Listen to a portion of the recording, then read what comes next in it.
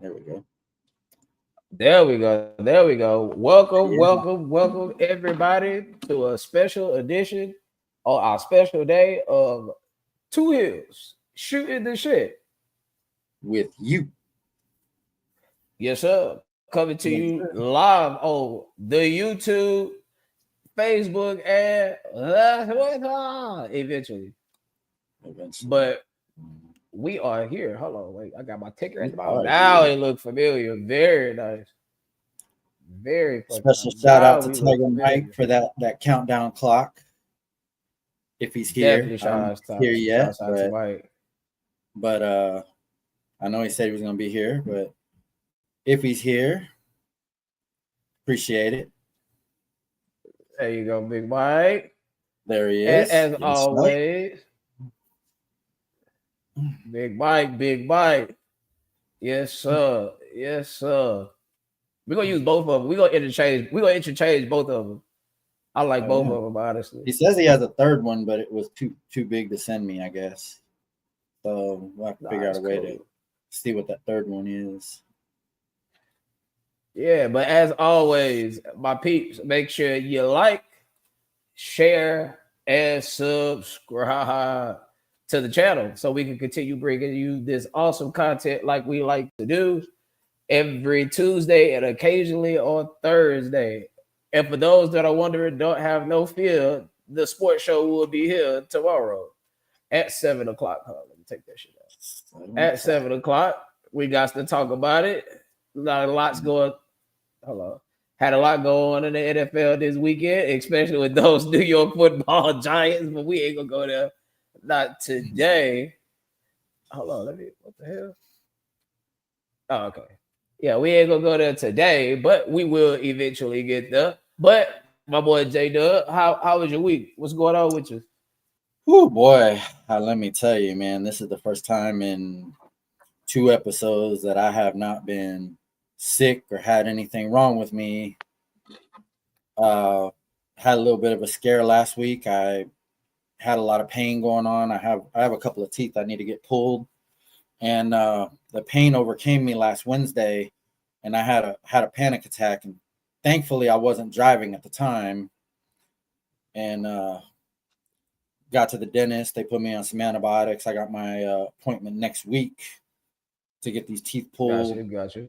get them out of there because they were causing some serious problems. Other Yeah, than that, man. Two I two mean, days. 2 days can be a bit sometimes, oh for yeah, I, sure. I I powered through it last Tuesday, but man, I was hurting pretty bad last Tuesday. And then I woke Yes, up it will Wednesday and be. the entire left side of my face was swollen up. So Mm. I mean that just mm. So the week before that Well, I was sick, and then last week that was going on. This is the first time in a couple episodes that I ain't had anything going on with me, and I'm happy with that. I'll tell you you that. ready to go. Ready to go. You are at Yes, your I am. 100%. I am at my 100%. So that means we are at our 100%. How's everybody feeling out there in podcast land? We'll get the people filing in here in a few seconds, few more minutes. But it's been a very interesting week in the world of professional wrestling. For one reason or another. I mean, it ain't too heavy of a news week. Nothing to really just drop on that's super significant. But there's little minor things in between there. And I know last week we was discussing stuff like Stephanie, the Hall of Fame, and all this other whatnot. Quick little recap on that. Um, cool that she's getting in. I mean, we understand why she's getting in. Like you said, we understand why Michelle McCool is getting in. But honestly, haven't really done anything, in my opinion, other than be a McMahon to be Hall of Fame worthy. I Apparently, that's all mean, you if need. we, I guess so. I mean, if we was talking about Shane McMahon, we'll have a litany of reasons and Hmm. examples of why he at least should be considered for the Hall of Fame. Shane McMahon's got the resume. He passes the eye test. So I mean, definitely The only knock on Shane is those fucking punches, man. Those punches were ridiculous. Like, to see people try to sell for that, oh yeah, that used to be hilarious. But yeah, other than that, I mean, I don't You really have know, no. that crazy motherfucker when they did WrestleMania in Dallas in whatever the hell the place is called, the Dallas Cowboys. AT&T Stadium, Shane Jerry's World. literally, and this is not bullshit. He literally tried to convince somebody to let him jump off that damn screen. Like I don't know, but you talk about Mick Foley. You talk about Mick Foley selling his body for but Shane, man, For the business. that boy's taking some bumps. But he didn't. I mean, he ended up jumping off the cage, though, right? He ended up jumping off the cage, but he wanted to jump off the screen. I don't know how that would have played out. And I mean, I don't know how that would have played out. Is the sale higher than the stage? I don't know. I don't even know how the hell he would have got up there. Unless maybe the cage got raised up or something, something they had to raise the cage up and he was on top of it. Then he could have climbed up on. I don't even want to think about it. Because I just always think about what if he missed? What if something goes wrong? I don't know. You can almost go back to any spot, like Taker throwing Mankind off the cell. What if he missed? What if he overshot it?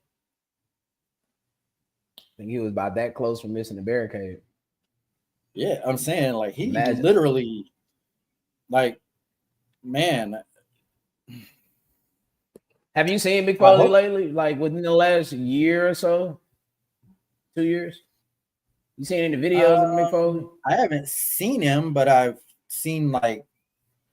Well, not literally. Have you seen him in person? Like I've seen interviews that he's done, but not like any pictures of him. Like he had his for a while. He had his own podcast, and he even said at times, but yeah, it didn't last too terribly long. But he said nowadays some days it's tough to get around. It's hard to walk. Knees hurt, back hurt. Like, that's all those years of doing crazy shit like you speaking on. Abusing your body for the business. Yeah. For our entertainment. Like respect to the man, but shit, you better than me. Yeah. There's a reason why AJ Styles is saying that he wants to get out before at 50 or before 50. So his body don't give out on him and tell him that it's time to go. Speaking of which, that's a good way to start this subject. It has came out that AJ Styles last year we're actually within his last year. His contract is up in February, right before WrestleMania. And he said he's willing to, he's not at WrestleMania for sure, but it's not nothing that they can't talk about. So he can get extended at least until WrestleMania. So my question to you would be, since we're in the last couple months of the Styles, what's going on, Wesley? There go my boy. I knew you was gonna be in here. What's going on? What's going show up eventually. I knew you'd come. But now, quick little speed up right quick. AJ Styles has come out that his contract is up in February.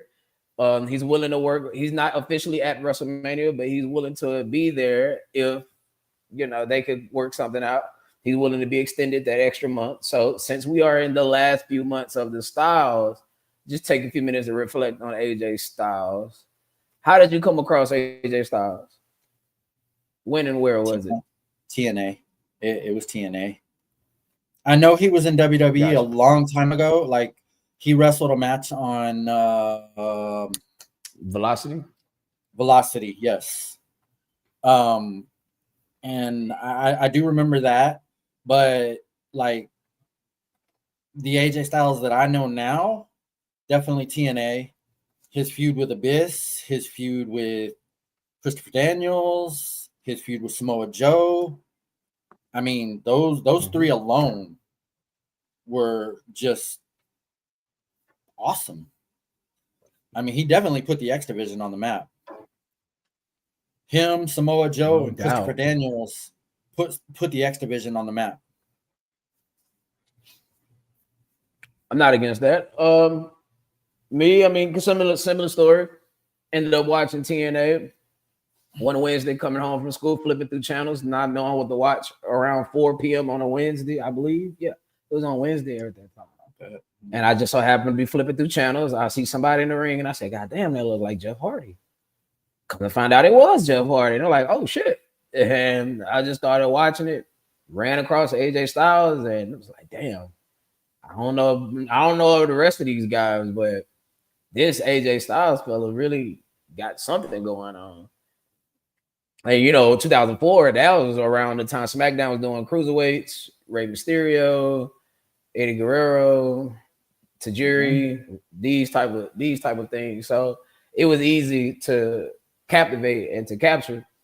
And like you said, like the feud with him and the Biz, him and Samoa Joe, him and Kurt Angle, him and Jeff Jarrett, him and a whole litany of TNA names and figures of over the years. And to see it all come full circle, I ain't gonna lie, it's very it hit you in the feels a little bit. We are definitely witnessing the I was very excited when I heard that he was coming to the E at the Royal Rumble. I was very excited because that was reported like weeks before. They didn't keep that one a surprise like they should have, but they reported weeks before that AJ Styles was coming to the E, and I was very excited because I was like, I know what he brings. Right. I was excited but worried because Vince's track record with booking things that wasn't a WWE product isn't too hot. So I was a little worried for him, but I was a little bit too. I kind of thought maybe slightly possibility that Vince would decide to bury him just because he wasn't one of his homegrown stars or he wasn't one of his original stars. Yeah, and one thing for sure, I was like, oh, I hope they let him keep his name. Because they are good for ripping up your name and giving you some shit. But I mean, it's like to me, AJ Styles, CM Punk, one and the same in the sense of you can't have them without them being when their name, their likeness, et cetera. When he wrestled on Velocity, he wrestled as AJ Styles. So I mean, maybe not the phenomenal AJ Styles, but he did wrestle as AJ Styles. But no, you're right though. You're right though. AJ Styles and CM Punk can't be wrestlers without those names. Like, no, you can't. You can't. Yeah, try to imagine AJ Styles or CM Punk as somebody else, like with a different name and everything else. Hold on, it is too dark in this motherfucker. Give me 1 second. My wife home. 1 second. And my daughter. Both of them are here.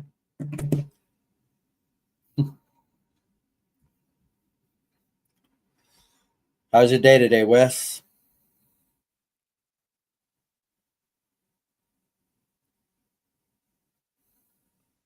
All right.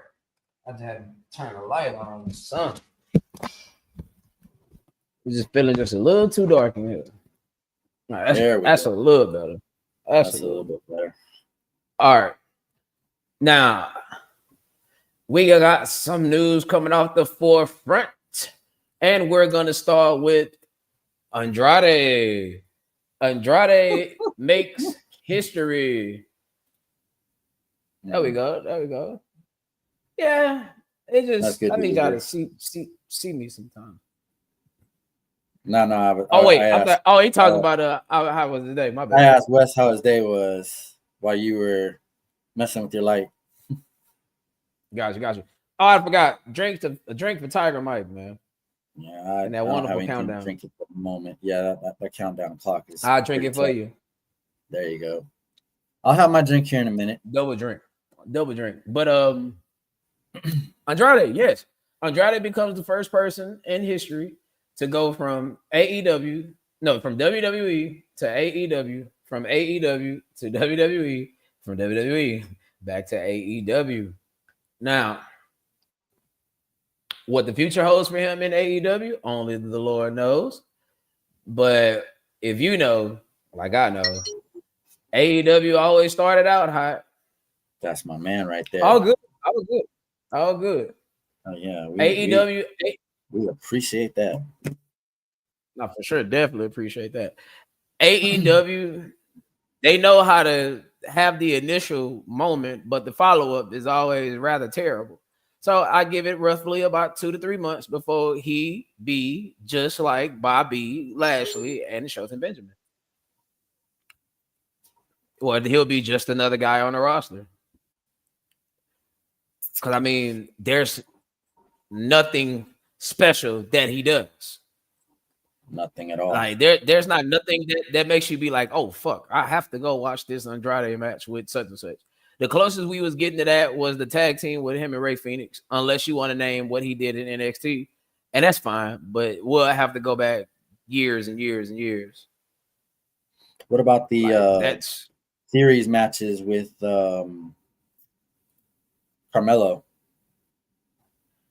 I mean, they were good matches. Like let me not front like they weren't, or they were just some average shit. I mean, it was some good matches, damn good actually in some regards. I think that put Carmelo over more than it did Andrade, as it should, and I think that was the intent. Okay. Like, because again, like who has the bigger upside here? That'll definitely be Carmelo Hayes. It's just. Right now, the WWE is so top heavy on both shows to where like people like a Carmelo and Andrade or Ray Phoenix, Penta, a Dom Mysterio to a degree, like they're only gonna be slotted so far due to the fact that the top is so heavy. The top is so heavy. Yes, sir. Because you know when you get to your Ray Mysterios, your Randy Ortons, your Jey Usos, your Roman Reigns, your Cody Rhodes, your Seth Rollins, your CM Punks. I mean, hell, I just named 6 people. When I'm pretty sure Drew McIntyre, so 7. You know, it's just where we at right now. And some people it take a little while. It takes a little while more so than others. And us as a fan base, sometimes we get so spoiled with the Brock Lesnar push out the gate. Or the I guess they call it the Gunther push now, to where we believe any and everything have to be booked as strong as possible. Well, if we book everything strong, something gotta suffer. Something and someone has to suffer. Speaking of Gunther, where the hell is he? Where the hell is he?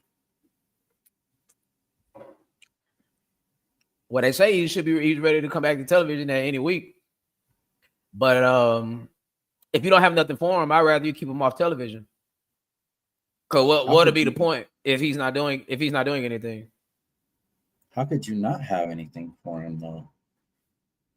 What would you be doing with him, and who you'd be doing it with?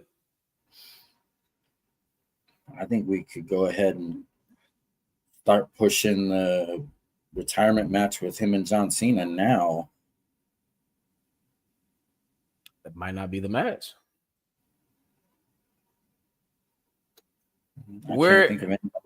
I can't think of anybody else unless it's Edge, which people seem to think because he's taken time away from AEW that he's come into the E. I mean, trust me, that would be awesome. That would be awesome if Edge was his final match. Chat moderator Rob, there you go. Like seriously, it would be awesome if Edge was his final match. It would be awesome if Edge is his final match and then they retire together after that match. I just don't see it happening. Well, of course. They say Edge's contract is up. They say Edge's contract is up this month, but then there's other reports that he had an extra 7 months added to his contract because of the injury. that he had. And then there's another report that he signed another extension with them for another 5 years, which I don't believe at all, because Edge has always kind of said that he wanted to retire by age 53, and next year he'll His be original 50.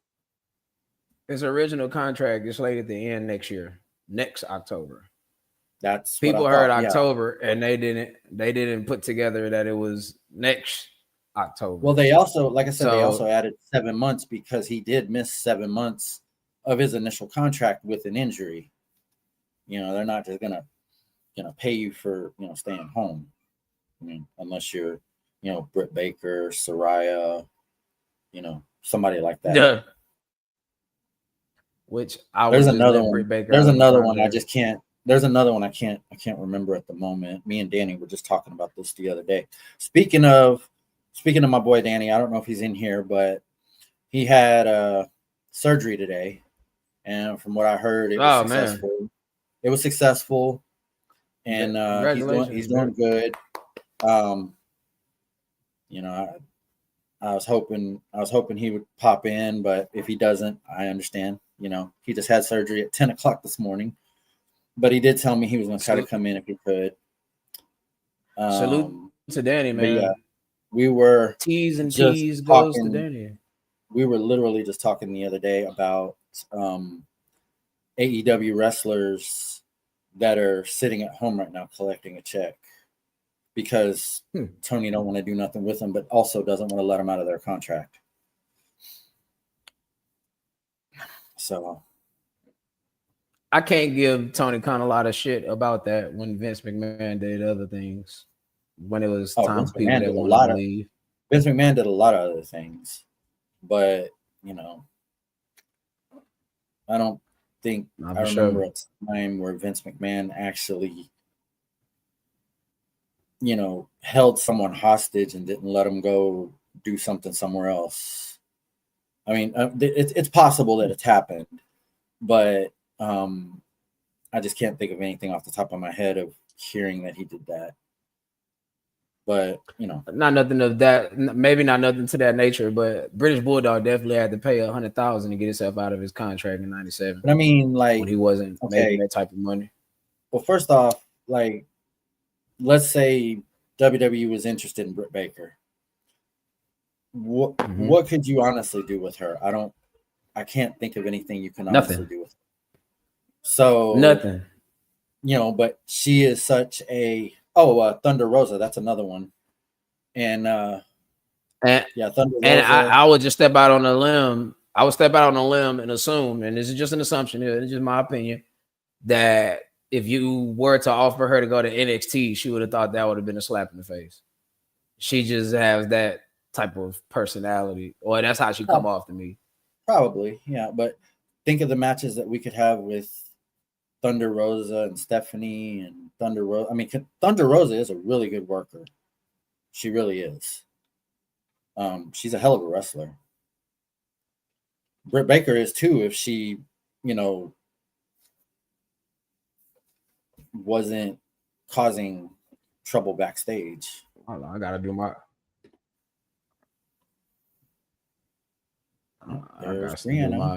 What's his name's right quick. Okay. Because if I'm not mistaken, Thunder Rosa is rather up there in age. I could be wrong about that. She might be, but I mean,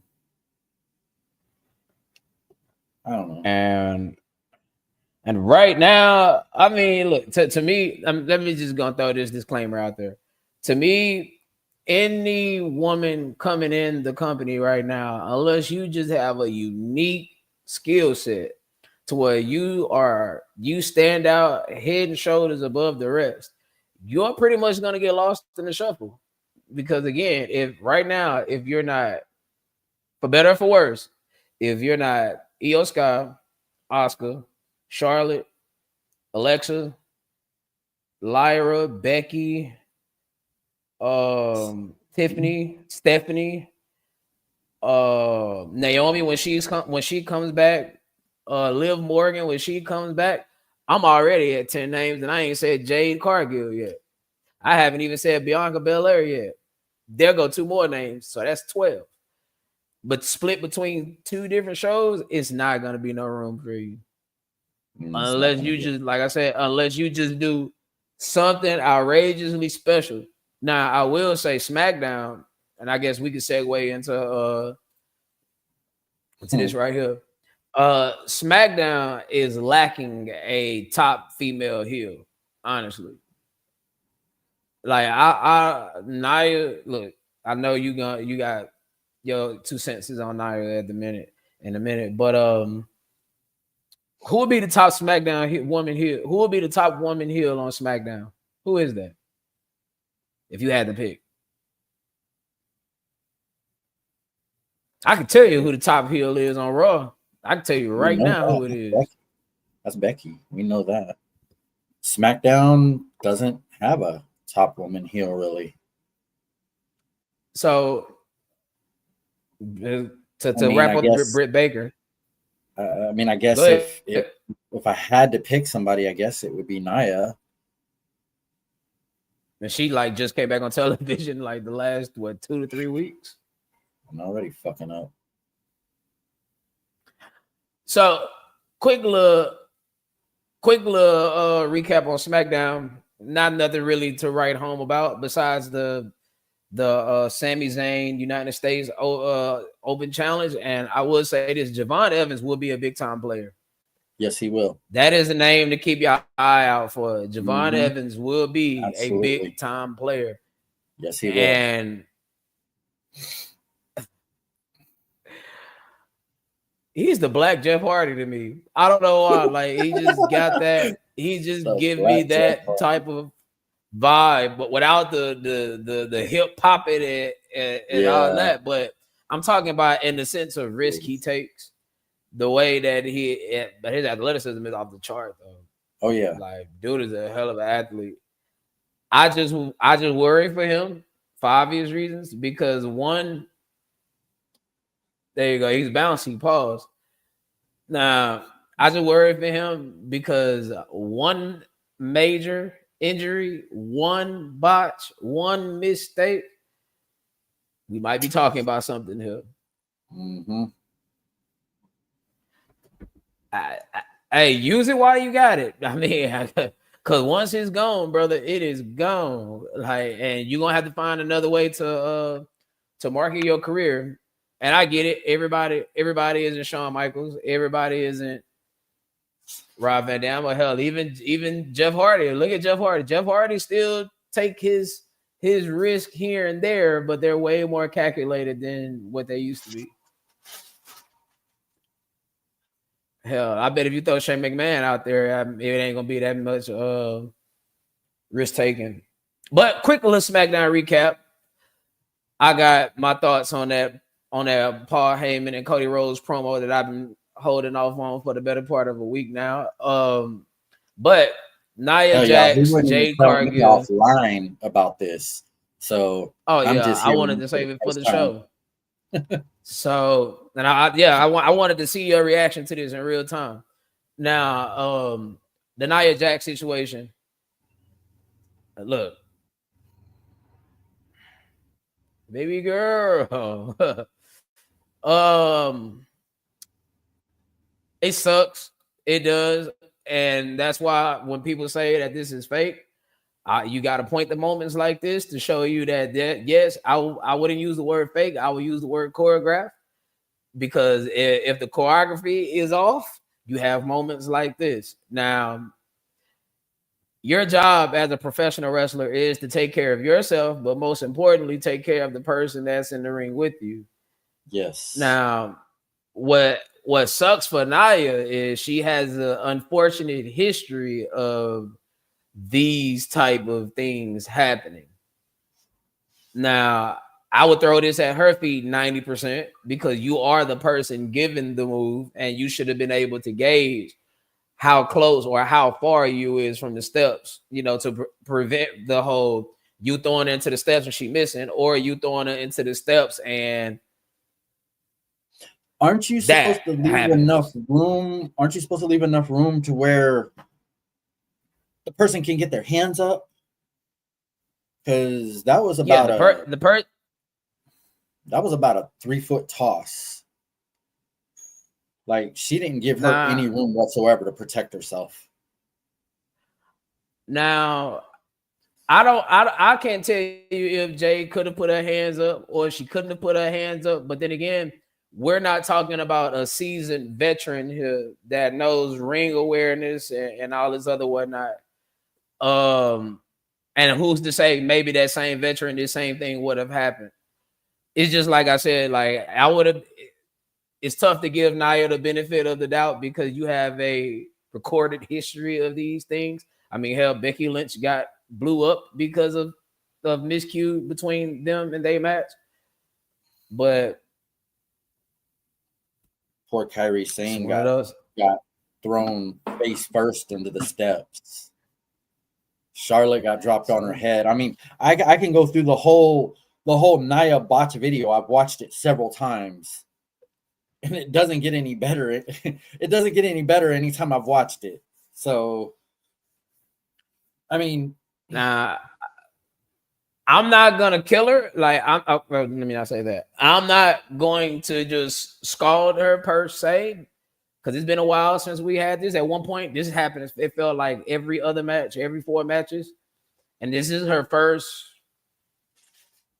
fuck up miscue, I would say.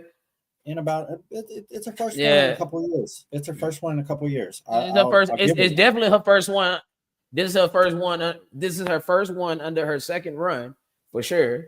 But hey, let's just. I just hope nothing like this happens again because that was a gnarly little gash. Yes, it is her first one since she's been back, but she's already got a history. Like, she's already got a history. Choke slam that like button. There you go. Right. I mean, so what would you want to? What would you do with her? Knowing that SmackDown don't have no top heels right now, what would you do with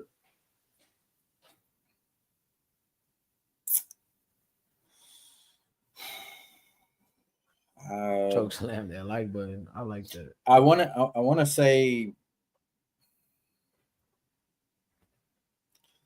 I don't know. I want to say, maybe have a talk with her and just be like, look, this is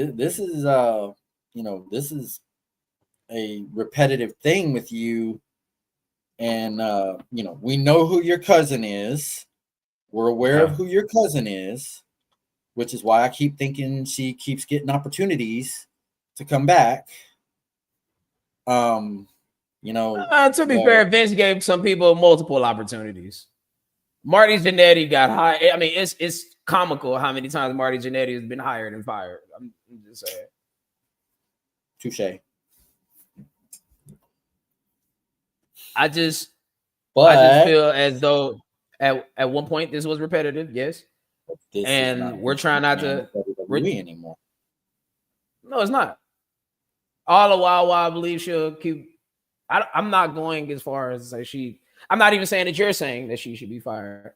Talking to should happen. She should be fired. I'm not saying she should be fired, but if she continues to hurt people, then maybe it's about time to start talking about, easing her off of television. Because I think it's it's time to ease her off of television regardless. Like Jade, it's nothing else to do with her. Right between her eyes. I mean, she was cut deep. I mean, that was. Oh yeah, it was. That was probably one of the worst injuries I've seen for a female. That's probably one of the worst injuries I've seen for a female since Becky had her face broken. Well, goddamn! I had beer explode on me. Now I just had a Java monster explode on me. That's awesome. And it wasn't even a good beer. I'm sorry. Oh man, it's just an explosive type of day. And it wasn't even a good beer. It's just been an explosive type of day. But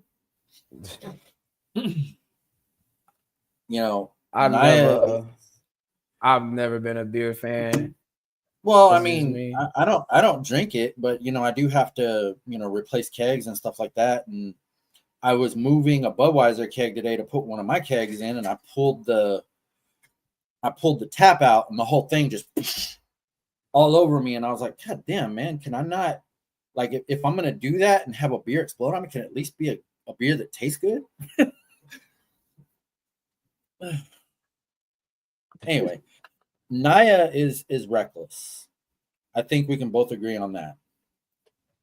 And she has cleaned up a little bit since she's been back, but now it's like she's back to everything we know her for. And you know, it's like, when's the next one gonna happen? I would hold up on saying she's back to what we know her for, because again, it wasn't just a one-time thing. What we know her for, it was a multitude of recklessness. And I'll chunk it up to one night it happened. All right, let's not make it a pattern. Oh my God, this is gnarly right here, bro. I ain't gonna lie. If you are of the squeamish variety, I probably wouldn't look at the screen. But just so the people can have context on what we talking about here. Hold on. That's vicious. Oh my God. That is a vicious split. Oh. This is a real live video of the engine. Like, that is...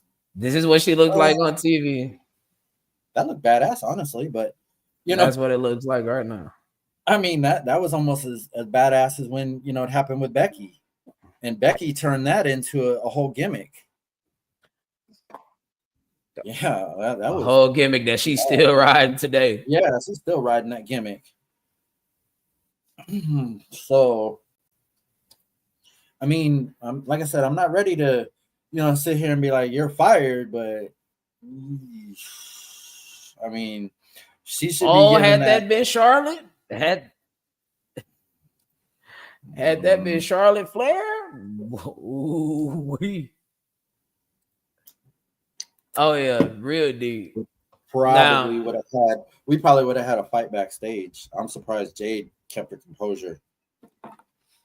Man, I wish D Black was in here, but I know he gonna pop in here later. All right, I got one thing from SmackDown that I really want to touch on right quick, and I think we're getting set up for the long run here. The floor is yours.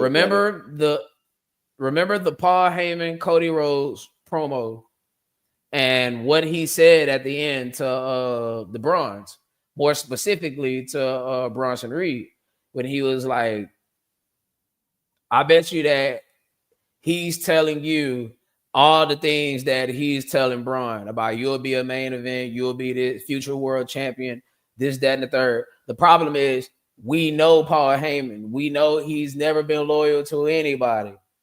So how do you know that he's being loyal to you? He's not being loyal to you. Okay.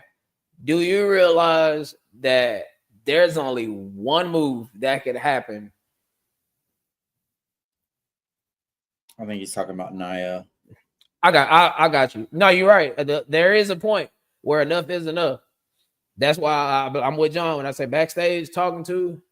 That gotta happen. Now, if we get to the point where it's being repetitive, then yes, we're gonna phase you off. We should phase you off TV.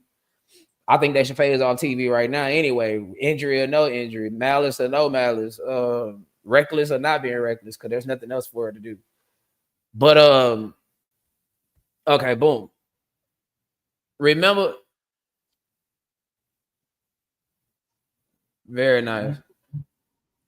Now, I believe there's one move in the chamber that we haven't seen just yet. Oh, look at that. We got one move in the chamber from Paul Heyman that we have not seen just yet. And I believe it involved the person that was sitting. I believe it involves the person that was sitting in the ring with him. What is one more shocking?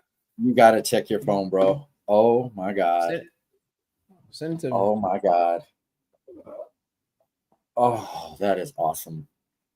That is fucking awesome. Oh damn. That is awesome.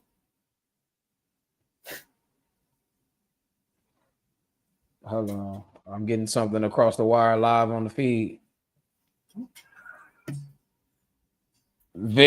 Oh my goodness. That's fucking awesome, dude. All That right, is let me fucking see if awesome. there's a. Give me 1 second, y'all. Please, 1 second. Oh, God. I'll tell you, Mike probably outdid himself on that one. That's pretty awesome. Give me 1 second. Oh, damn. Mm. Hold on. The middle of the SmackDown recap. I'll be right back. Hold on. That's fucking amazing. Boy. That is. This man done outdid himself.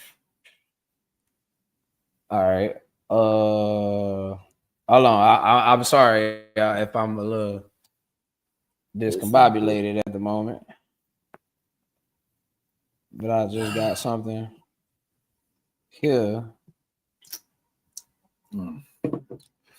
But like, I'll continue with the whole Nia thing. I mean, at one point you're probably gonna have to go talk to Dwayne and be like, dude, she's hurting people. I mean, I understand who you are to her and everything, but she's reckless. Let's hope it doesn't get to that point. Let's hope it don't get to that point. But I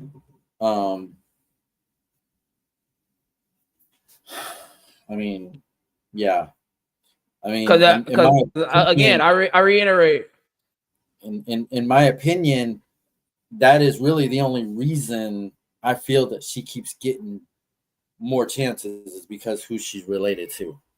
And I'm pretty sure just about anybody in this chat will agree with me. She's only had 2 chances. She left one time, her first run. This is her second run. Okay, so let's play baseball. Strike 3. That's all I'm saying. Or if you, I did that. My bad, y'all. Or we got two. Or if you injure the right, the right person. Injure the right person. I know that sounds bad, but I never actually thought about it like that. And that's why I say, like, had this been Charlotte, oh yes, ma'am. Oh yes, sir. Yes, sir. Tiffany, Charlotte. But because it was Jade, Becky again. Because it was Jade, Yeah.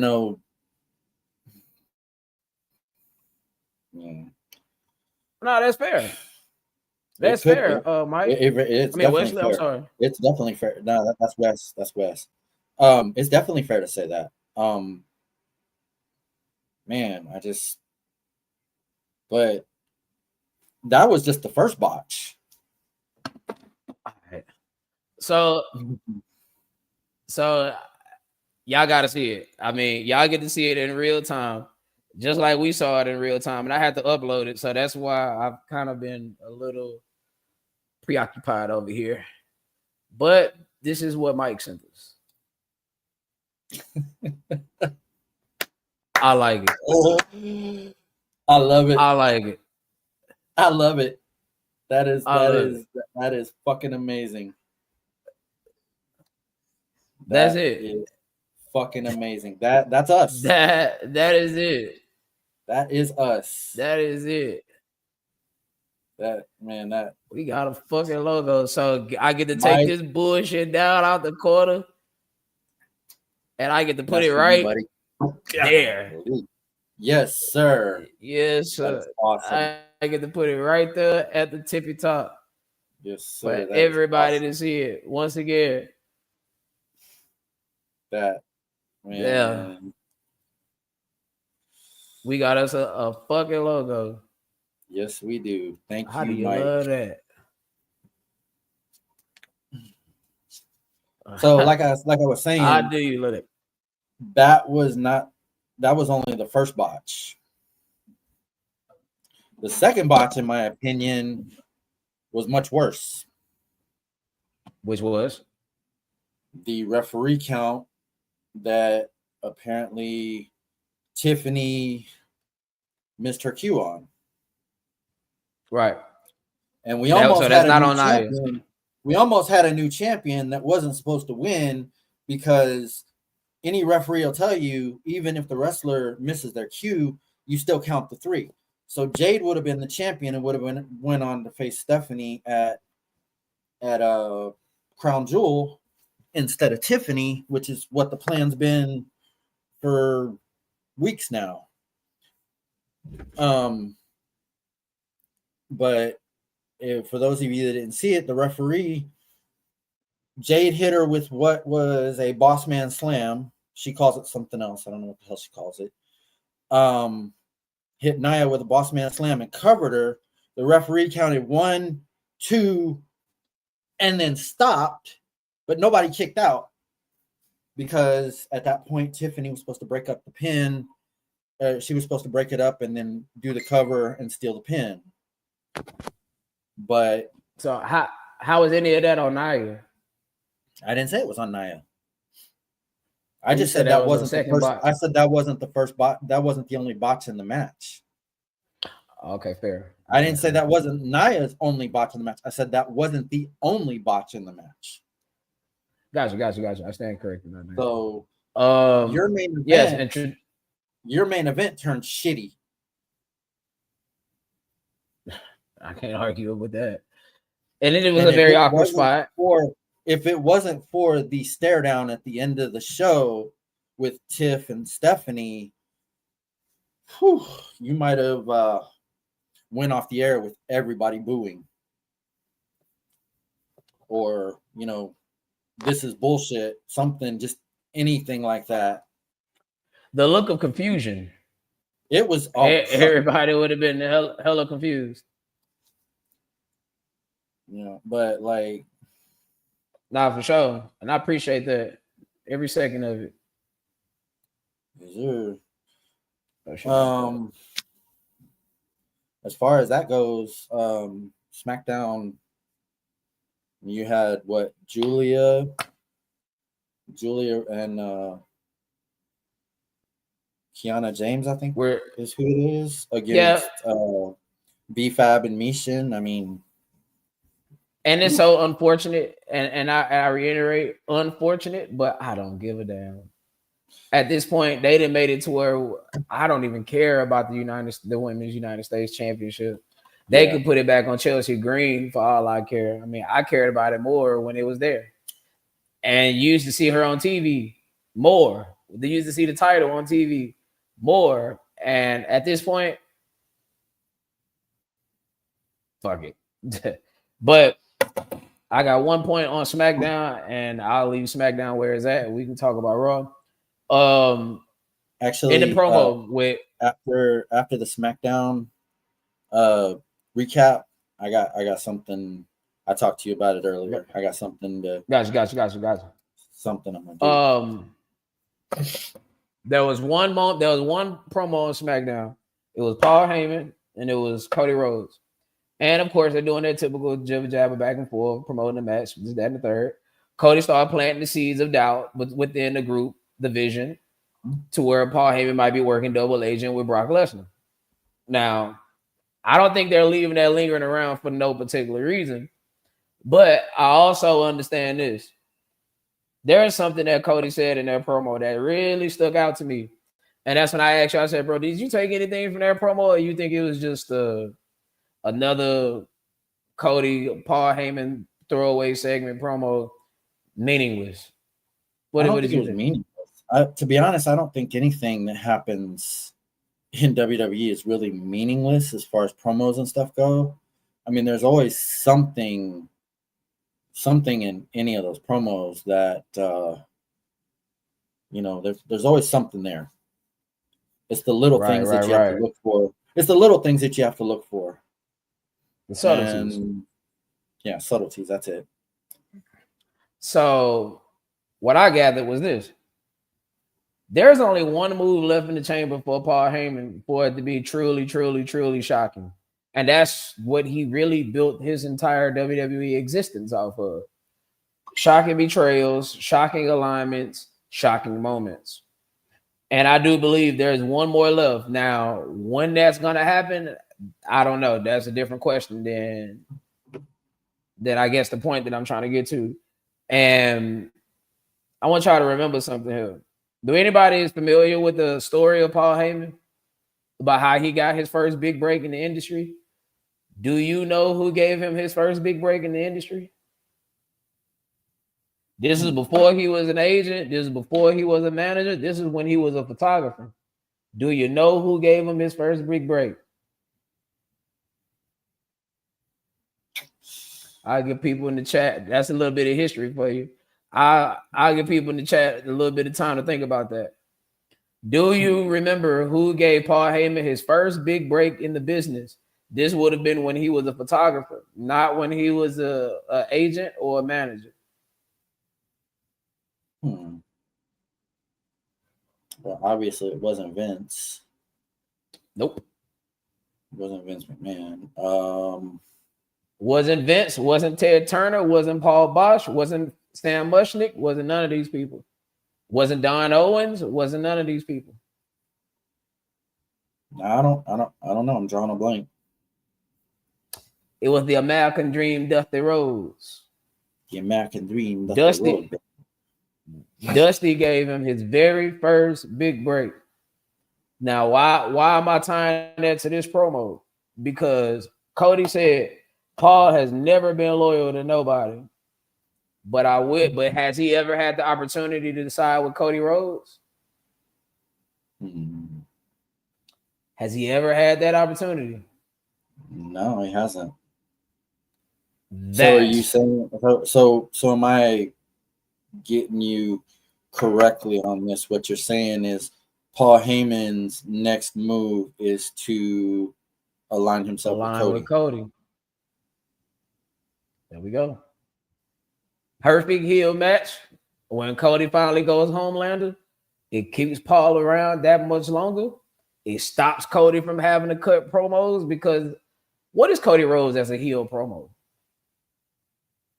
Never seen it in WWE, really. He did his best. And you got a little glimpse of it in TNA. I mean, not TNA, and ROH and AEW. AEW. But in TNA, he actually was a pretty good heel. His wife was fucking amazing as a heel. She has a very unlikable personality. Yeah. I sent you that one video. On screen, that is. Yeah, like I sent you that one video. Said I don't remember what it was. She's like, you're a black what? Well, I'm a black bitch. So, I mean, she was amazing on screen as a heel. And then I think there was a promo one time where Cody was in the ring with another female wrestler that had just come up, and he gave her $25 or $20, and he says, "This is about half of what they were going to pay you tonight." I saw that one. I was like, "Ooh, God!" But okay, so you're saying we use you're saying we use Paul to turn Cody heel, and Seth turns face. No, see, but that's why I made sure to structure it the way I did. I'm saying I don't know when it's gonna happen. Because there's actually I don't think it'll happen within the next year or so. There's actually a rumor out there that Seth's actually about to turn face again. It would be a mistake in my opinion, but nah, I don't put no stock into that for the simple fact that what was this rumor. Right, and based off that rumor, I have no stock in it. I mean, there you go. It'll totally undo everything that was just done within the last year. And what would be the point of the vision? That's right. What that? I don't know. Some people just put out anything on the internet, I guess. But yes, that one shocking move that's left is Paul aligning himself with Cody. Because we can't go back to Paul and Roman. We did that already for a half a decade. Oh, Of we course, got we got one. We got a homage to the original Paul Heyman guy in WWE terms, with him announcing Brock Lesnar at what was his last pay per view at Clash? No, WrestlePalooza. Sorry. Yeah. And now what's left is him and Cody. I think that's the last big move left, and that's the one he'll be loyal to. You be loyal to the person that gave you your first break. That's right. He said this numerous of times everywhere. Like Dusty Rhodes was the first person that allowed him to take photos of the wrestler when they was in Studio 54. This would be way back in the late 80s when he was running Jim Crockett Promotions. So I want to say 87, 88, maybe 86, somewhere in that time frame. Mm-hmm. Right around the time Jim Crockett Promotions with National. So I believe that would have been 87 or 88, somewhere. But that's what I got on the SmackDown tip. Anything you want to add to that? No, now that you said that, it makes a lot of sense. It makes a lot of sense. I don't know if it's going to happen anytime soon, but it probably will eventually happen. I mean, Triple H is all about long-term storytelling, so we could definitely get that. All right, well, we'll put a bow on the SmackDown report, and I got something here in a second. That's a really good take on that. I'm glad you waited to tell me that. So, yeah, I wanted to see your reaction in real time in front of people. Yeah, so what do y'all think about that? What do y'all think about that? Paul Heyman's last big move is him aligning himself with Cody when Cody go heel. Mm-hmm. It's the emotional tie to Dusty, and he could definitely use that as the springboard. And when have he ever had the opportunity to align himself with Cody Rhodes? Because we all know it's happening. Like at some point, Cody is going heel. Like, all right, y'all. It happens to everyone. I'm gonna show you this right here. This is the reason we're doing the show today. Her birthday was on Tuesday. She turned 15. Gotta come a little bit more in the camera. She turned 15. There we go. And I took her out for her birthday. And let me just tell you, I challenged her last year to make straight A's. I challenged her last year to make straight A's. And she hasn't stopped since. For the first quarter. She hasn't stopped since. She got all straight A's last year. She has kept it up this year. And pretty much any challenge that we were ever put in front of her, she has accomplished. I am very proud of the young woman that she's becoming. And I just wanted to put her over. How's that? I wanted to put her over. That's right. Thank you. Yep. Congratulations. Happy birthday. And here's the many more. All right, that's enough of that love. Enough of that sentimental shit. Enough of that sentimental shit. Nah, I'm just kidding. I just felt the need to use that line. Now on to Monday Night Raw.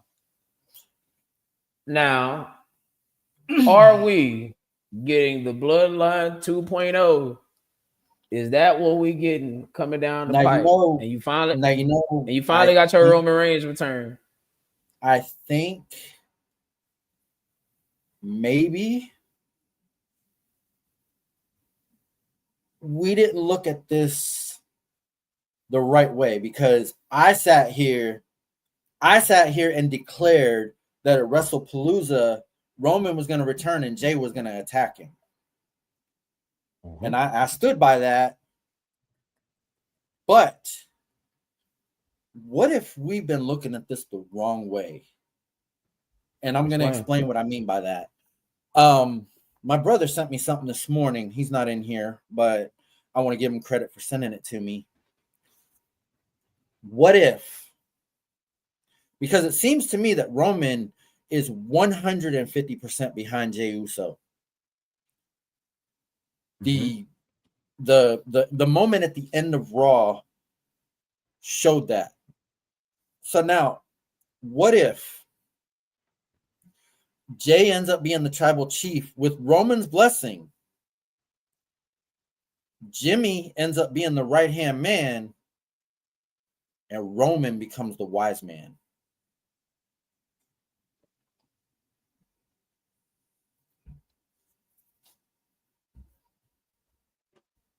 That's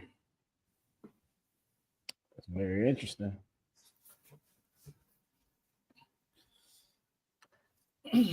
That would be the perfect way to get Jay over in this role, is to have Roman be his advisor, because Roman's already done it. Roman knows what it takes to be the tribal chief, and now he's passing it on to Jay. We don't have to have a tribal combat match for the Ulafala. Roman could give Jay his blessing. But that's how it changes hands. At least that's the way it's been explained on WWE television, that a match has to take place. That's how they came up with that whole tribal comeback match in the first place. So why go against that now? I get what you're saying. I'm not against what you're saying. I just believe a match between Roman and Jay, where Jay goes over Roman, where it takes place.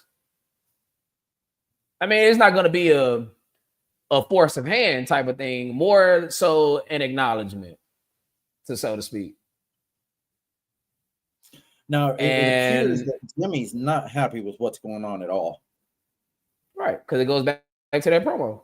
It goes back to that promo that Jimmy shared years ago.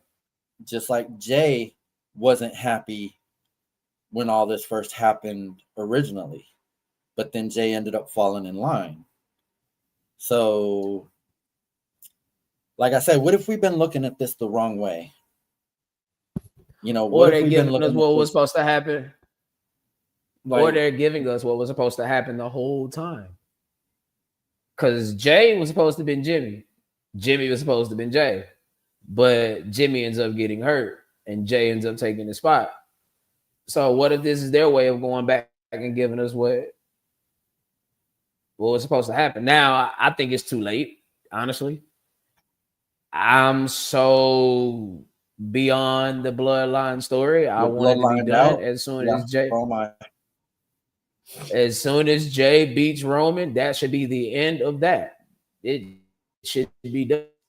No more Ulafala, no more tribal chief this or tribal chief that, because what we're doing right now, and it's so funny, it's ironic actually, how we used to, looking back at it now, we ramped and rave about how long the NWO stayed around when it should have been done after a certain point. Now, obviously, this isn't them adding Fatu after Fatu or Anoa'i after Anoa'i into the Bloodline, but it's still been around since 2020. We're coming up on 2026. There's no more blood. There's no more juice to squeeze out of this, because no matter, look, let's be honest. Let's cut through the bullshit right quick. No matter how you book Jay, no matter how you book him, you can book him to be the most vicious person on the entire roster, in the entire company. Will you ever look at him as bigger than Roman? No, I can't look at anybody really bigger than Roman. That's why the story should be over. I can't even look at Seth bigger than Roman, because Roman has an aura about him that, they tried to get him over as a face, and we hated it. And that's why it should be over. That's why it should be over. we hated it, and now you get him over as a heel. We hated him, but then Solo took over and made us hate him so much that we begged for Roman to come back. Because you never took him serious. You never took Solo serious. We seriously, us fans are truly the fucking heel. What the hell just happened? Oh shit, my bad. We fans are truly the fucking heels. Like, Roman Reigns is the perfect example of that. I'm not disagreeing. Now, like, this is why the story should be over. We hated him, but then we begged for him to come back. Well, once you become a heel, I mean, the story goes: if you be a heel long enough, the fans turn you face. It happens to everybody. If they book you to be a badass heel, eventually the fans will eventually turn you face, and Roman wasn't the exception to that. It's just he got pushed at an all-time level to where everything else is always going to feel like second place. Solo, the moment Roman lost to Cody, and that following SmackDown, Solo tried to assume the position. Pause. He tried to take over the position of being the tribal chief. You didn't believe it from the word go. Like you knew this was what this was second at best, right? And this is Jay be the same thing. Like unless tribal chief. And would you ever take Jay serious? Like, don't get me wrong, this Yeet shit is cool. Like, it's cool. It's cool for what it's worth. Serious, but I could take Jay more serious than I could Solo. But not more serious than Roman. No, nothing beats the OTC. Even though if Jay beats him, he should be taken more serious than Roman at that moment. But he won't be. So that's why the story should be over. Like, I don't know how they're gonna get to the end, but it has to be some type of end game. It started with Jay. It should end with and Jay. It should end with Jay. Right. Started with Jay. It should end with Jay. I have no disagreements on that right there. Now, CM Punk returns to television next week. And where do you think his direction takes him?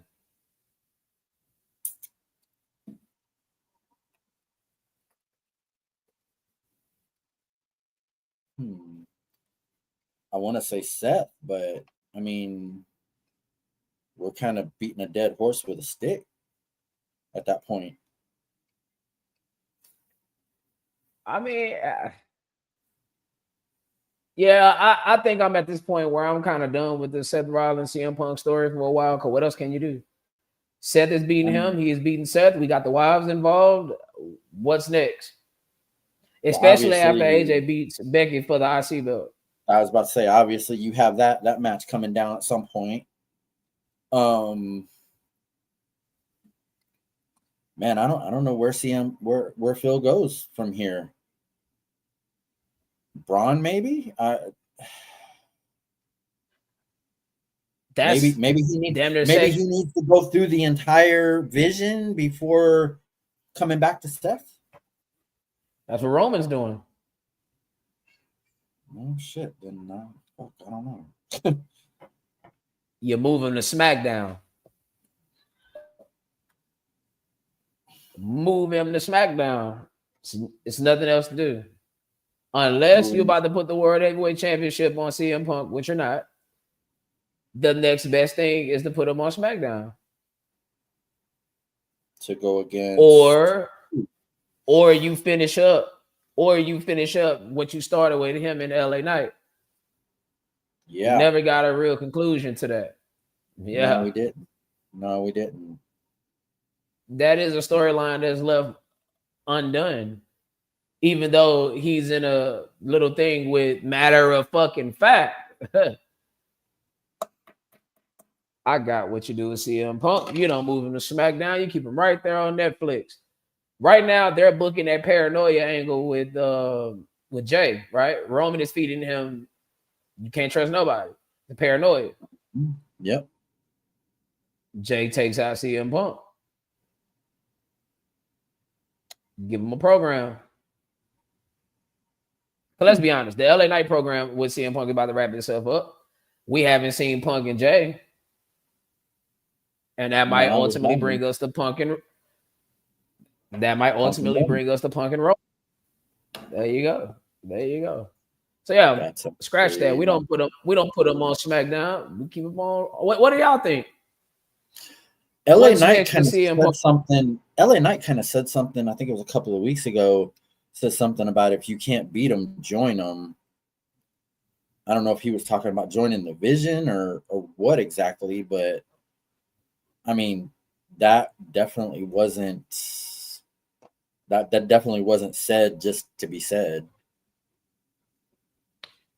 Yeah, he was talking about Jay. He was talking about Jay. Whenever Jay used the distraction to spear him and pin him, he was like, "What? If you can't beat him, you join him." Okay. Okay. I just look. It's a lot of different ways that they can go with this, and I just think Jay's next program should be with another top star, and that should be with CM Punk, while Roman continuing to feed the paranoia angle. Now, does it turn Jay heel? No, not necessarily, but it does make him a bit of a tweener, a face with an edge, so to speak. Keep talking. And if you want to keep seeing our face, and you don't want to have us on the edge, make sure that all donations that you want to support the show goes to Cash App, Money Sign, STSJ Dub, and PayPal, john.wiley316@gmail.com. And as always, all donations are welcome and thank you and appreciated, as you see at the bottom of your screen. Yeah. 1 hour and 13 minutes. That's got to be a record. Yes, indeed. I was picking my spots like a true heel. Picking the spots. But now, okay. Because I mean, usually you've already done it like 4 times by now. Yeah, man, you gotta bring up the monotony a little bit. But LA has to have a meaningful program, because if not, I feel like he would just meander. He'll be meandering out there with nothing to really do, and I would hate for him to not be on television. But at some point, we gotta pull the trigger with that, in the sense of he has to be consistently around the main event picture. They started with it, but it was always some weird combination of him and Jimmy, him and Jay against the Bronze, against Seth Rollins. And I would hate for him to get that Miz, what's the other guy name? Dolph Ziggler treatment, to where you are always the bridesmaid, but never the bride.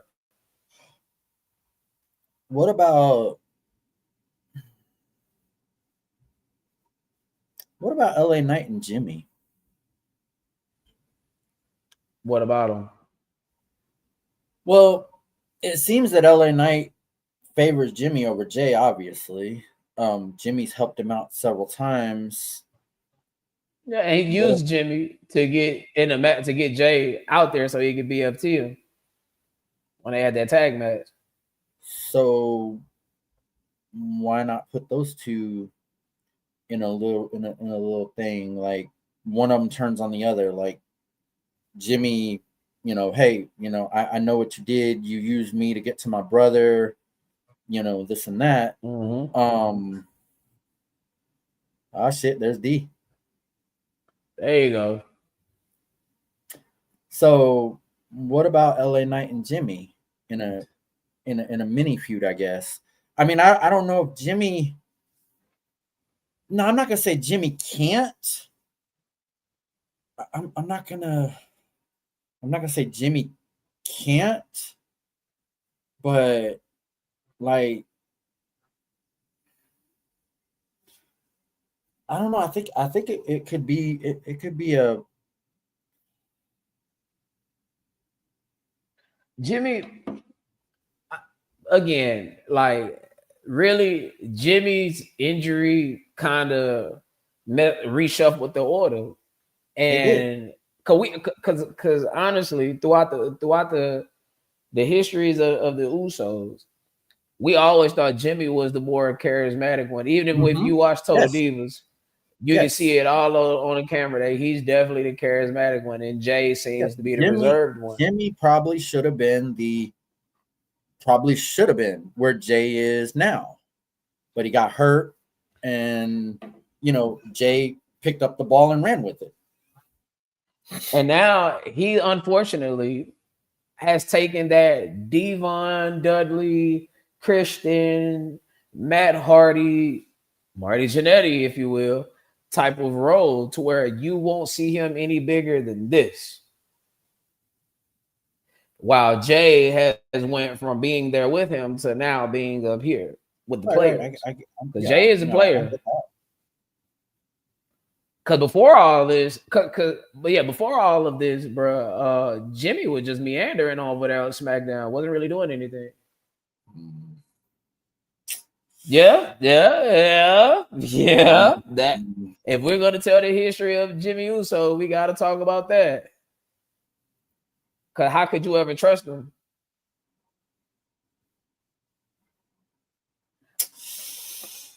Good point. But I mean, if you intend to keep Jimmy on TV, which is what it seems like their plan is to, why not put him in a match in a mini feud with LA Knight? What would be the end game of it? What would be your end game of that feud?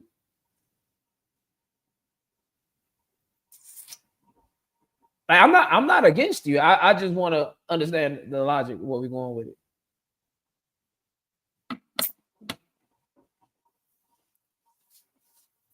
Well, let's see. I mean, I don't think LA Knight gains anything from that, but you could have Jimmy proving that he can, in fact, take care of business, which is kind of the preview of him being the right-hand man. So this will be yet another feud where LA Knight will lose. Yeah, ultimately. Yeah, we keep coming back to that, don't we? Yeah, because that's where we at with him. Yeah. No. It's like, yeah, they no bullshit. They threw him a fucking layup against Kofi Kingston. But who cares about him beating Kofi Kingston in 2025? Kofi Kingston aura died on SmackDown October 4th. What was that, 2019? When Brock Lesnar died beat him in fucking seconds. In 4 seconds. Died. 4 seconds? I might be giving him too much. Might have been 2 seconds. No, I think it was 8 seconds.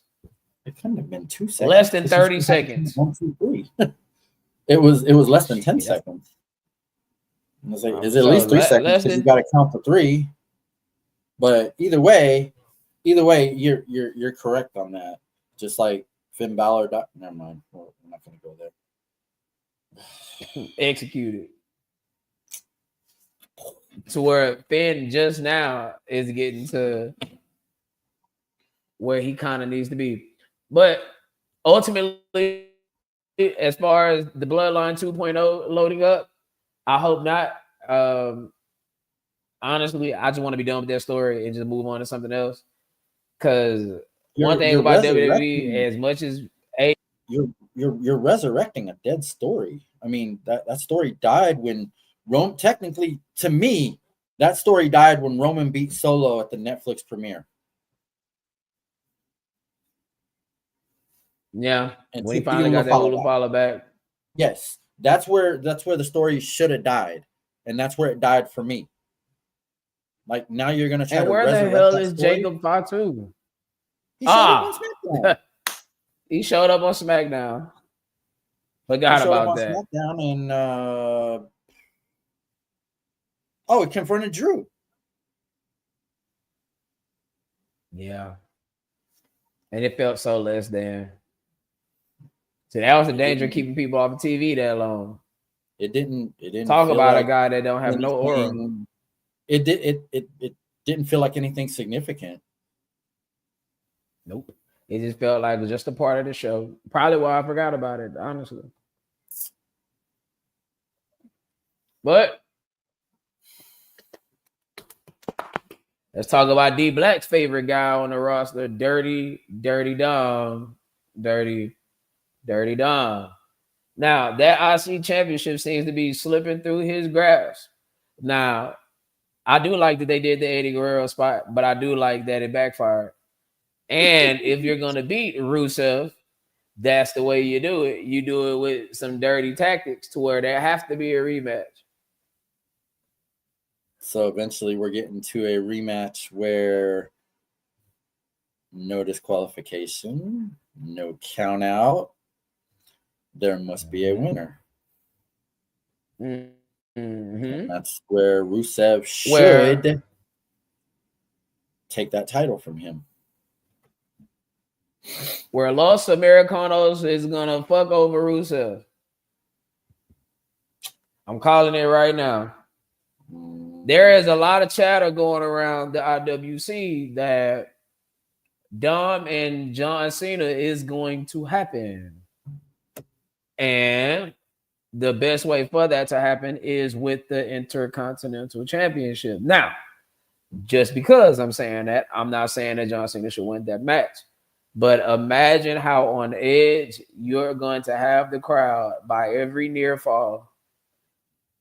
The thought of John Cena winning the Intercontinental Championship. And becoming a Grand Slam champion. I still think Dom should get that win. That would do way more for him than it would for John Cena, even if that means John Cena becoming a Grand Slam champion.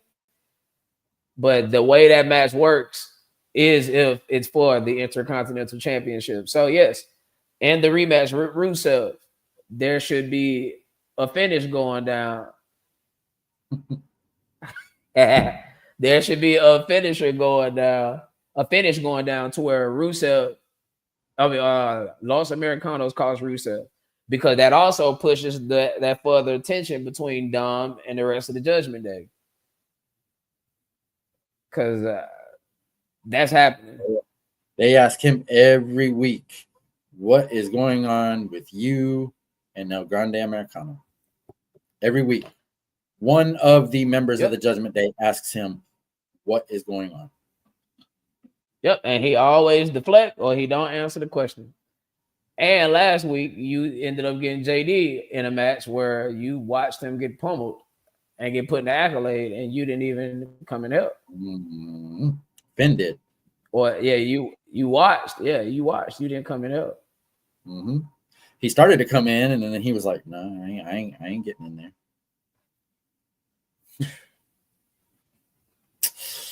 Crazy. I mean, that's where I believe the Intercontinental Championship should go. And let's. But you know, on another note, just like a little bit of an off-topic note, hasn't John Cena's retirement tour made this seem like the shortest fucking year ever? Yeah, I mean, it kind of have. I mean, it really has. In wrestling terms, it has. Like, it really has. It's just, I mean, it's just one of those. It's just one of those times, and if and when the last match, when his last match happens, it will be a moment in time. Like, you will remember the moment, what you was doing the moment John Cena lost his last match. And it's happening. It's happening December 13th. I already got the email. They already got tickets on sale, and the prices are about what you would expect. Oh yeah, I've seen. I have seen. And the prices are about what you would expect. Yeah, it ain't enough sponsorships in the world that can get us any tickets. Mm-mm.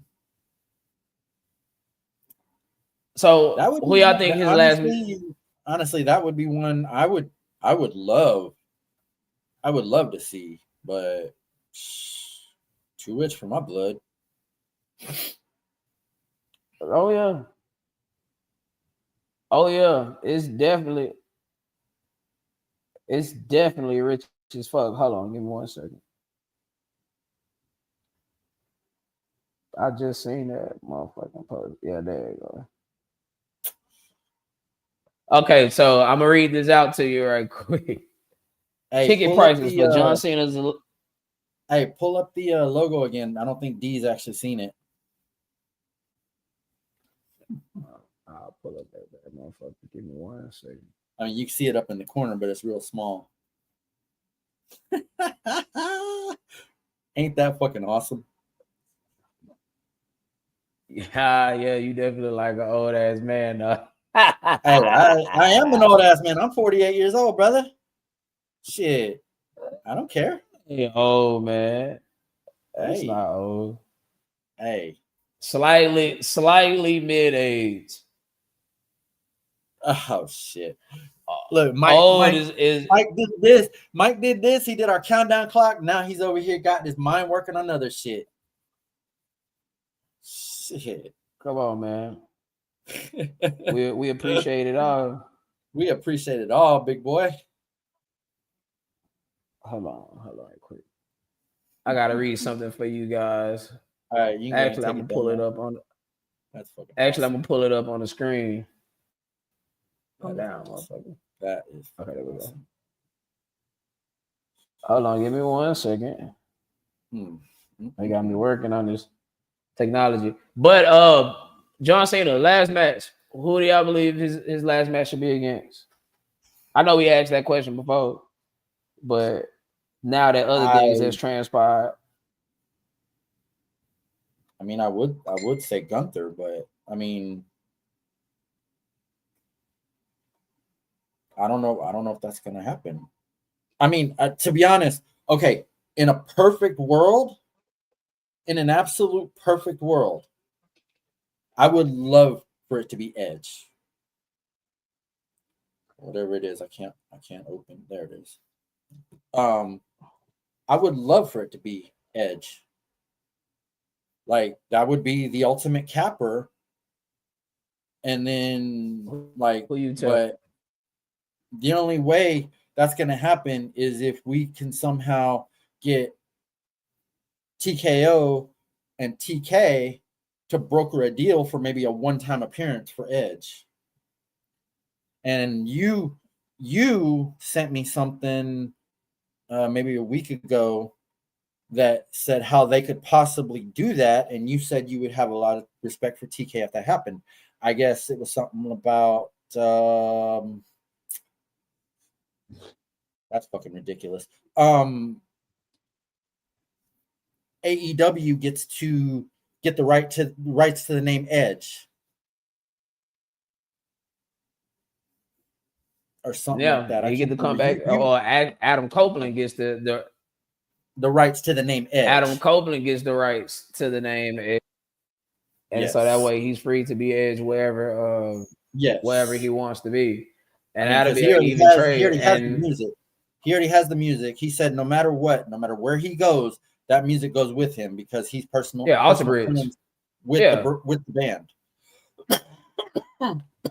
Yeah, same way with CM Punk and Living Color. Absolutely. But so like all cards on the table, I would love for it to be Edge. I would love for that last match to be Edge. I just don't think it's gonna happen.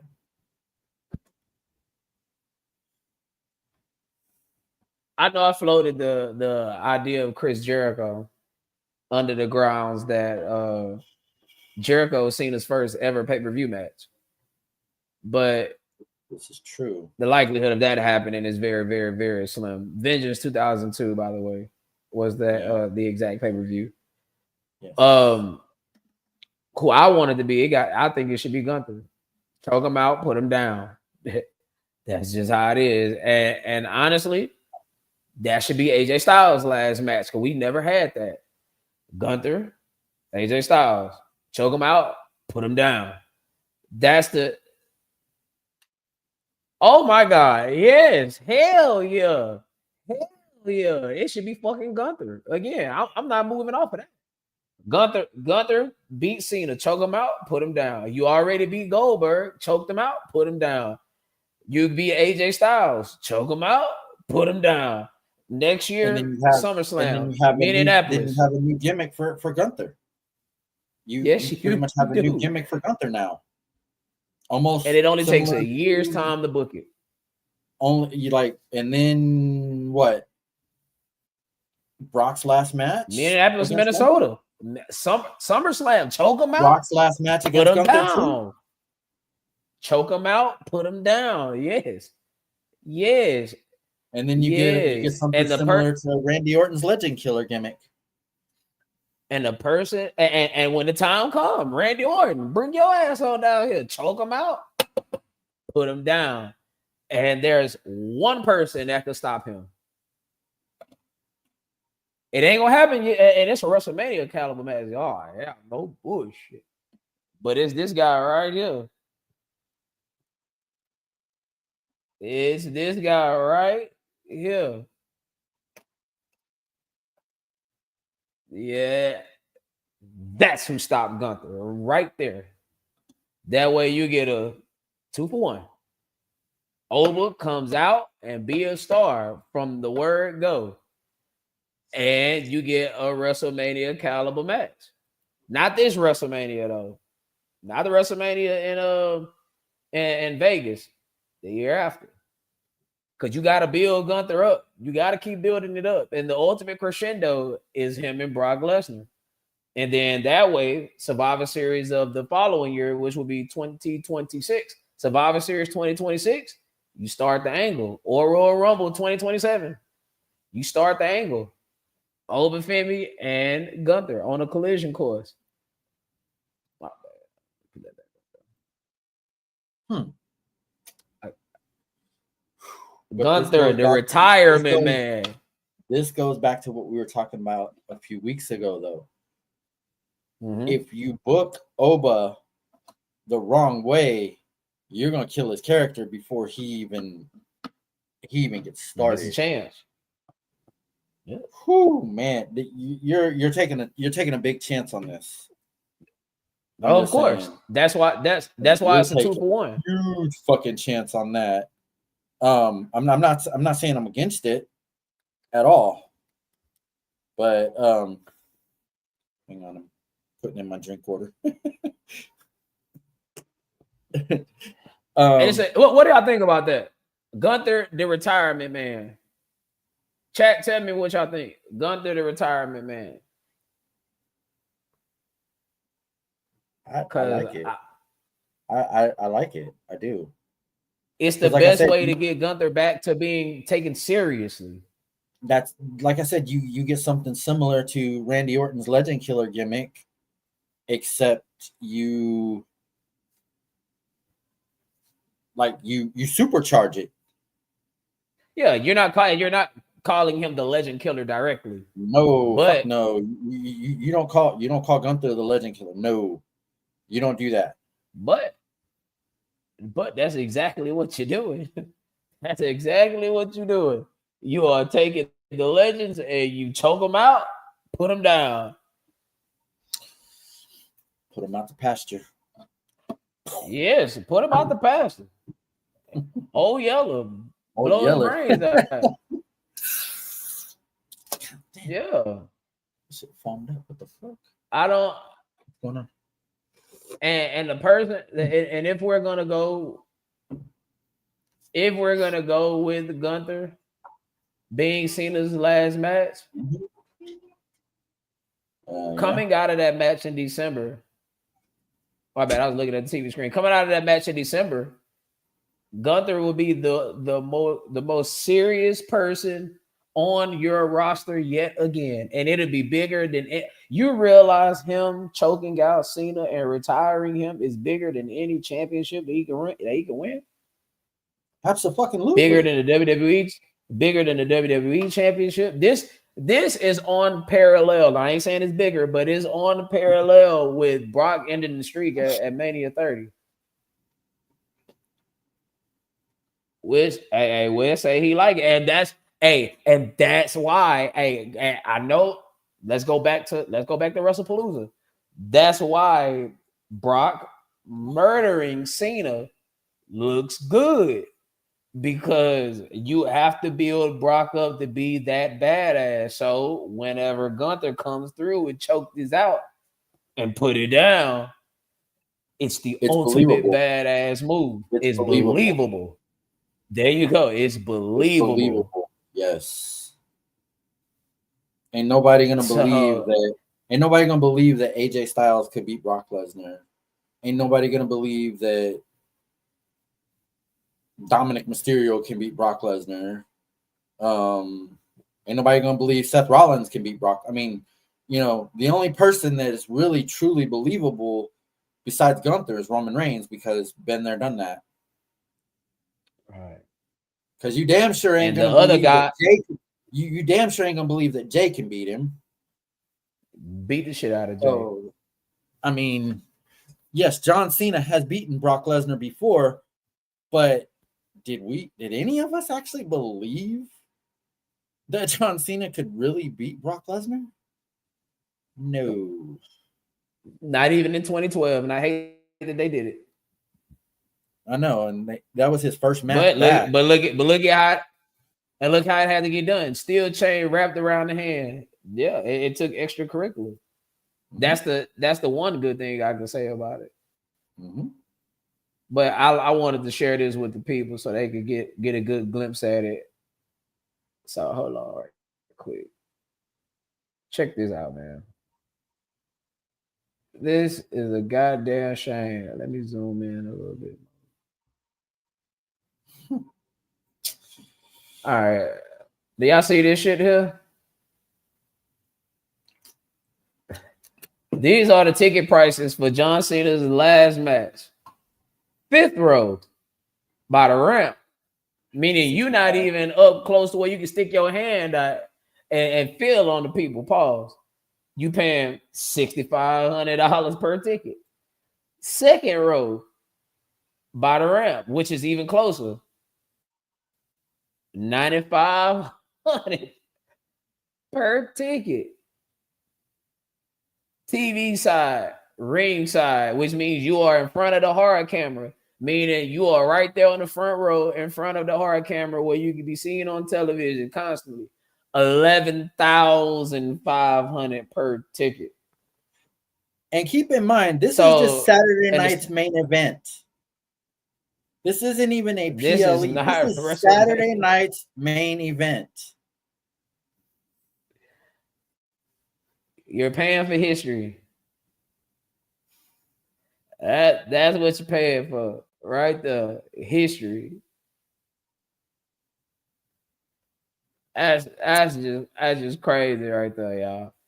I ain't gonna lie to you. That's just beyond insane. I like the ringside seat I have for my couch. Yeah, well, I ain't gotta fight nobody for the I can see everything just fine on TV.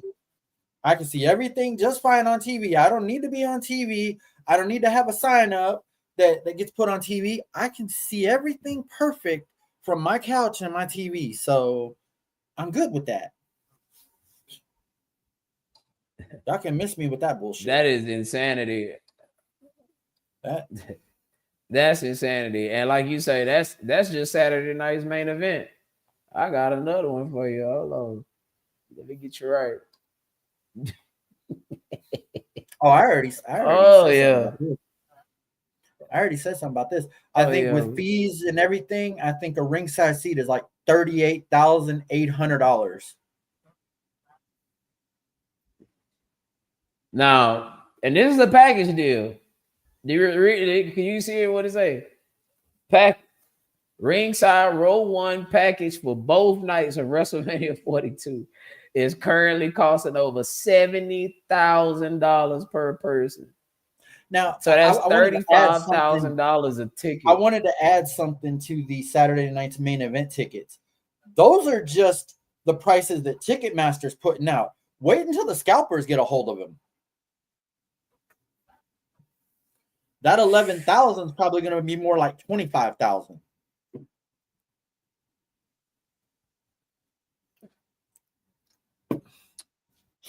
Hey man, the cost of doing business.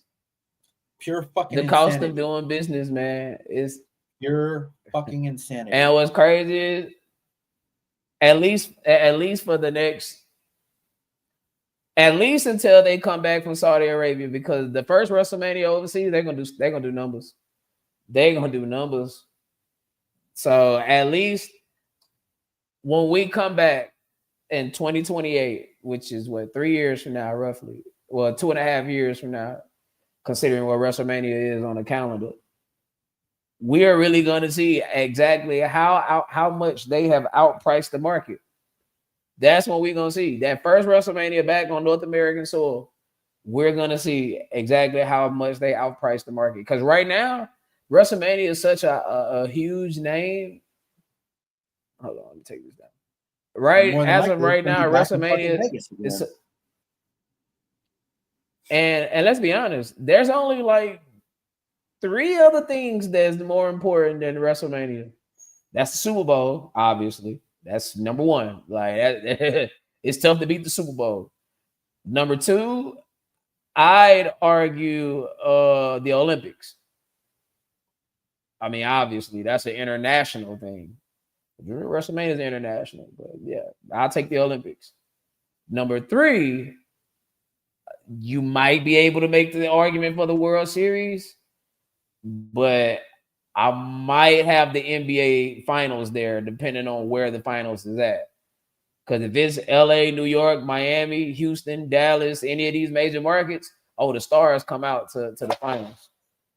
Now, if the World Series, and I hate both of these teams with an absolute passion, if the World Series is the Dodgers and the Yankees, then that one is probably that's probably above. It's selling. Yes, it's selling. Well, my message to WWE and their ticket prices. You gotta hold it up. Yeah, you gotta hold it up. You was bottom of the camera. There you go. Fuck off. That what inspired the hat? No, I got this hat from one of my stops about a year and a half ago, and I don't know, my Titans aren't doing shit, and the Astros are out of playoffs, so I mean, I had to wear something, I don't something as a representation of how you feel. I mean, this has been hanging in my daughter's room for about the last 2 years, because I guess I don't know, she picked it up and decided to hang it up in her room, I guess. I don't know, but I was like, you know what? I think I want to wear that hat today. And well, here I am. And yeah, that right there, that is my message to WWE and their high-ass ticket prices.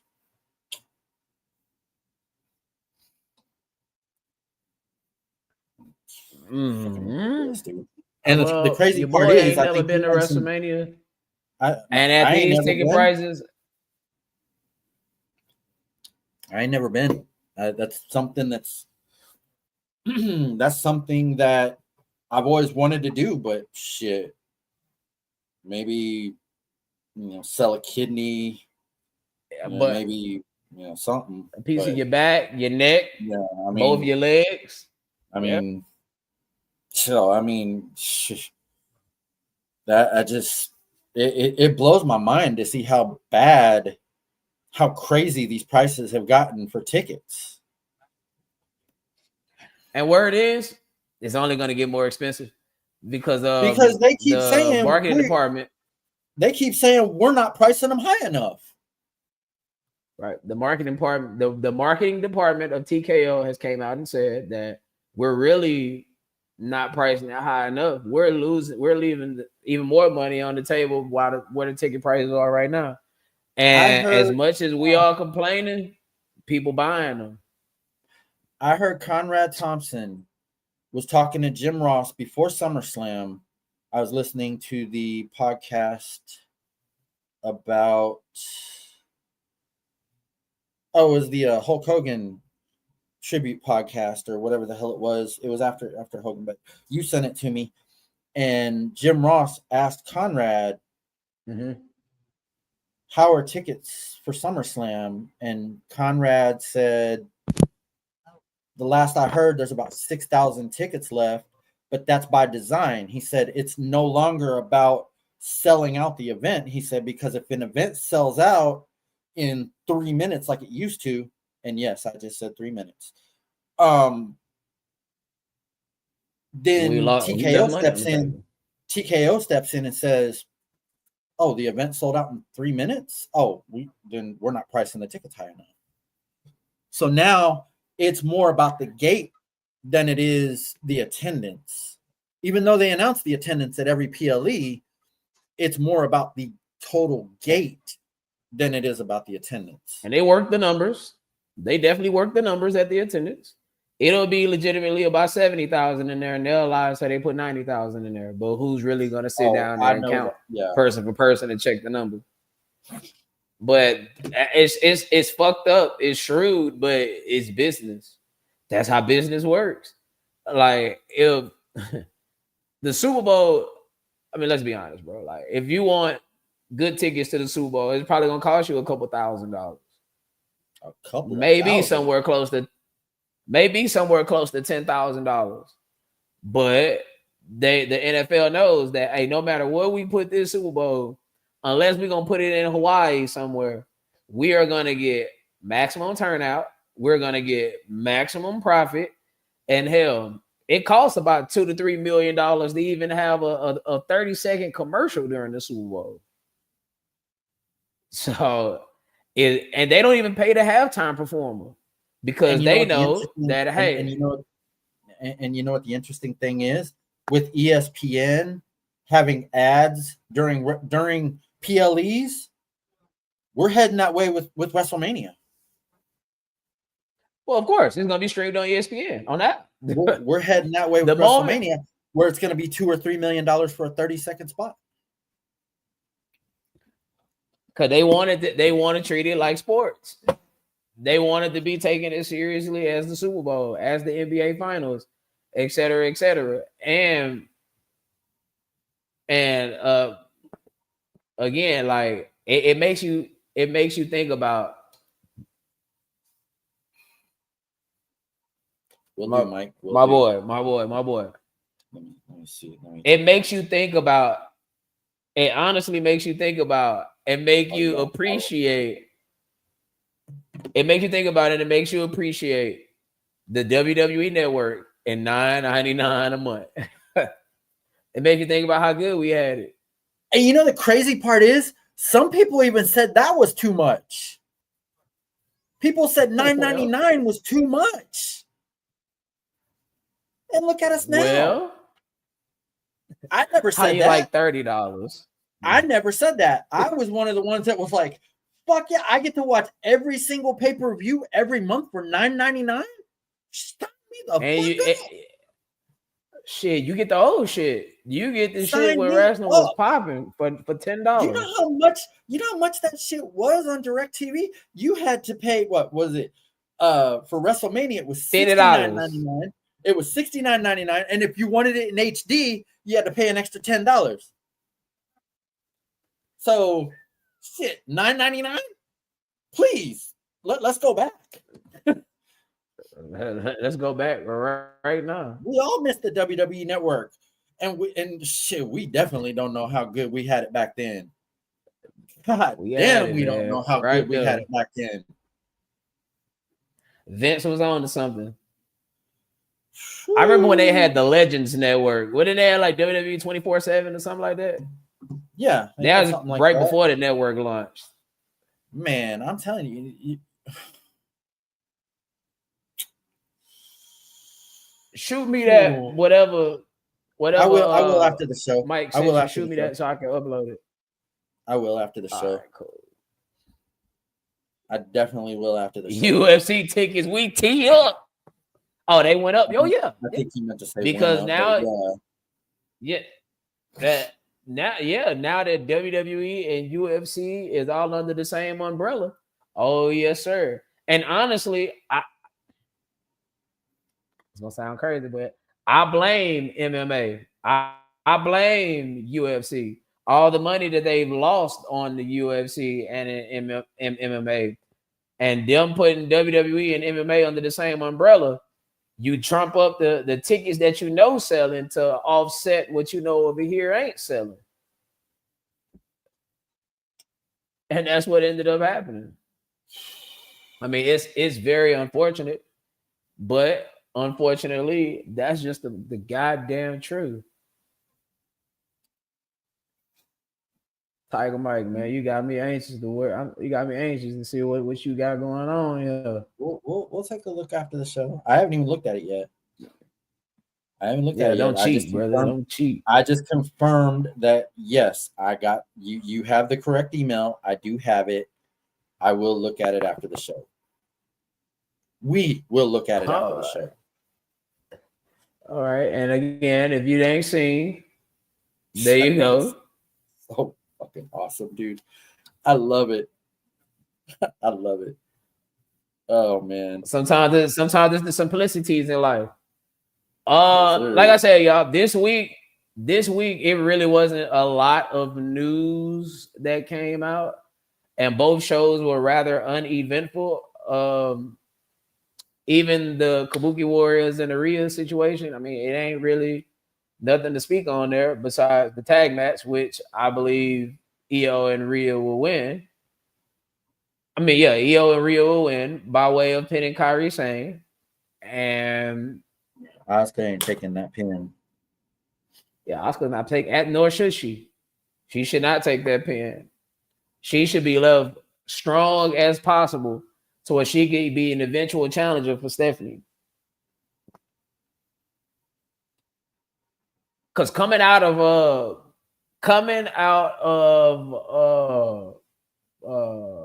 what is Crown Jewel? God damn it. Crown Jewel. Crown Jewel. Right after that is Survivor Series, if I'm not mistaken. Yeah, because it's October 2nd. It is. Yeah, definitely a Survivor Series. Nah, for sure. I like the fact that the bandana got included. That's all Tiger Mike right there. Nah, I'm definitely taking. I'm definitely using that logo on any time I'm here on StreamYard, even on a sports show. So that logo will get pushed. Oh yeah. Yeah, goddamn. Yeah, it was very. When that boy say Trigger Mike strikes again. It was very uneventful. Both shows. I mean, if you're trying to like push people to order this ESPN app to watch Crown Jewel, you're not doing a very good job of it. I mean, you're not doing a very good job of it. I said, if you're trying to push people that don't already have the ESPN app to get it to watch Crown Jewel, you're not doing very good convincing people. I mean, I already have it, so I'm going to watch it either way. But yeah, the promo has been rather lackluster. Let me see. When is the exact date for Crown Jewel? Isn't it the 9th? Or is it the 16th? I'm about to see. Hold on. Or the 8th or the 8th or the 15th, I think. I think it's the 8th. I think it's next fucking Saturday.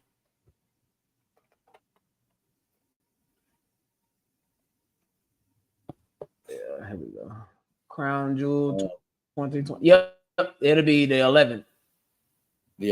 October the 11th. So we're 9 days away. So that's next week's this coming SmackDown. Next week's Raw. Yeah, right, next week, next Saturday. And next week SmackDown. So we got 3 shows. Yep. And just let me let y'all know that if you do want to watch that, you're gonna have to get up pretty early because that shit comes on at 8 a.m. Yeah, 7 a.m. Which is 7 a.m. Houston time. is best. You gonna watch, brother? Green Wings do not open at 7 a.m. I guarantee you that. Hey, you'll be out there on the curb eating them wings, waiting on them to come open. I guarantee you, if you are at a Bree Wings at 7 a.m., you broke in. I guarantee you that. That is a fucking fact. Hello, man.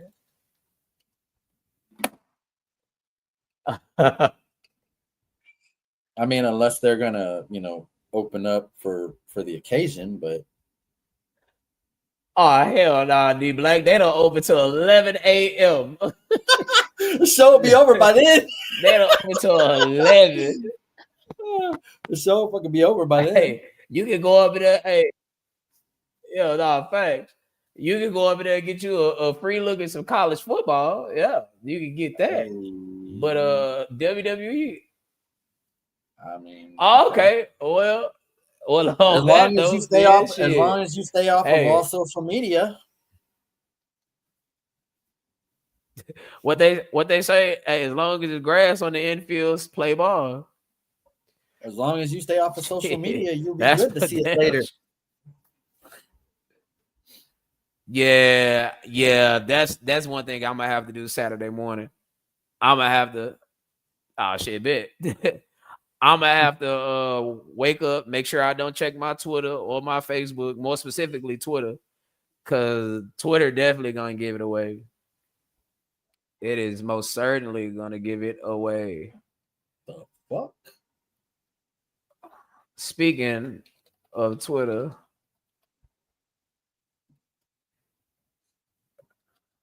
hold on. No, I mean.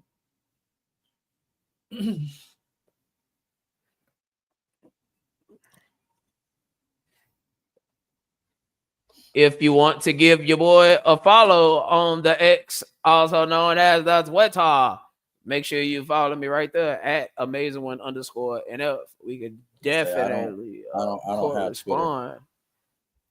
I don't have it. For those that do got it, follow on X. I have a Twitter, but I don't. I mean, I'll follow you, but I don't really use it. I'm not ordering it. Yeah, there you go. Now, if you want us to continue following you, make sure you send all your donations to right there, Cash App, $STS JDub, and on PayPal, john.wiley316@gmail.com. And remember, all donations is appreciated. Please and thank you.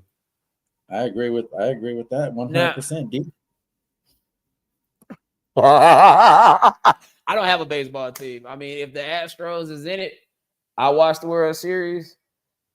I might even watch the championship series, depending on who they play. But I gotta go get a look at this Shohei Ohtani. I got to.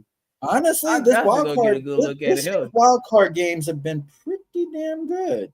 We almost had all four of them go to a game 3, winner take all. But the Dodgers, did their thing last night. But oh yeah. When you paying the cat $700 million. I mean, this is the first year in 9 years, 8 years, 9 years that the Astros haven't been in the playoffs. So,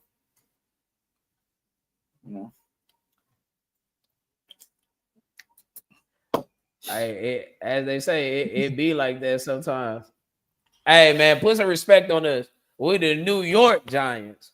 We're gonna talk about that tomorrow, though. That sports show is coming to you live tomorrow, 7 p.m. on a Friday. Yes, sir. We are the New York Football Giants. Now, this is the part of the platform where we open up the floor for any and all questions. So, if you got any, shoot them out.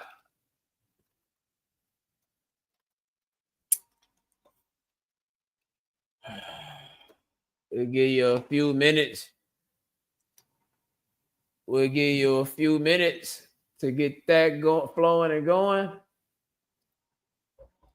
Got to put that back up one more time. Very nice. God, that is awesome. Very fucking nice. Boy, I'm telling you, Tiger. All right. I asked him to create a countdown clock for us, a logo, and this man went the extra mile.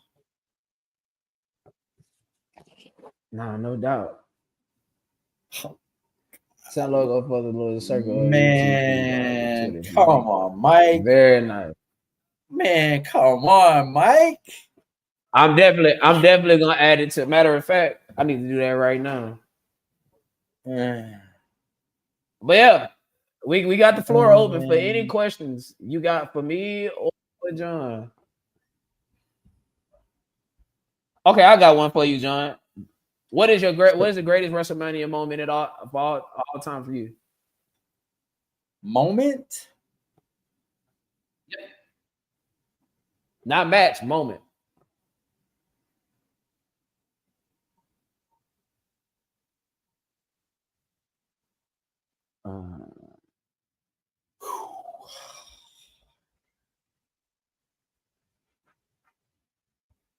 As I hear my kids acting like complete fucking wild animals out there.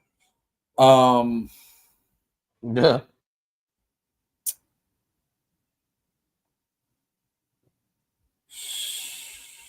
That's a great question.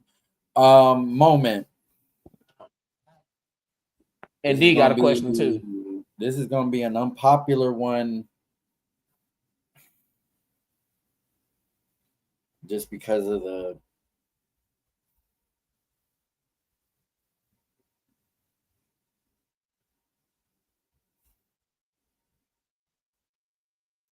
moment.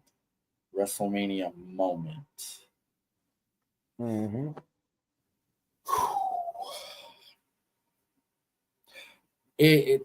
Oh my God. I got mine off the top of my head. I mean, I have mine. I'm just not sure I want to say it because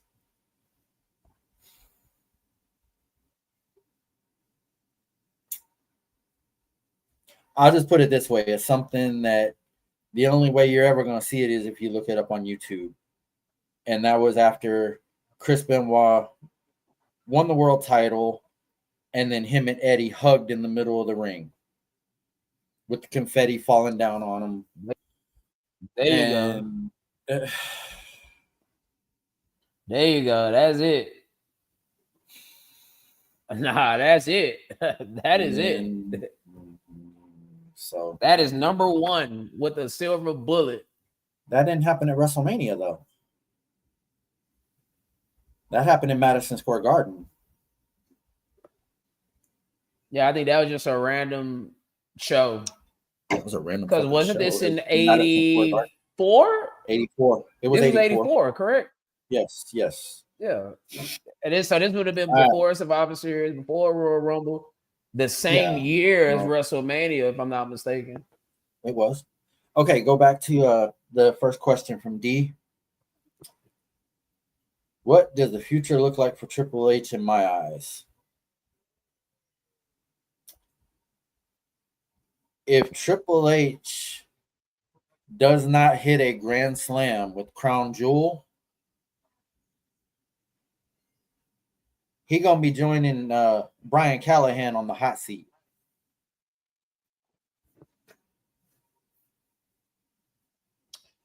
If brother don't have, if ESPN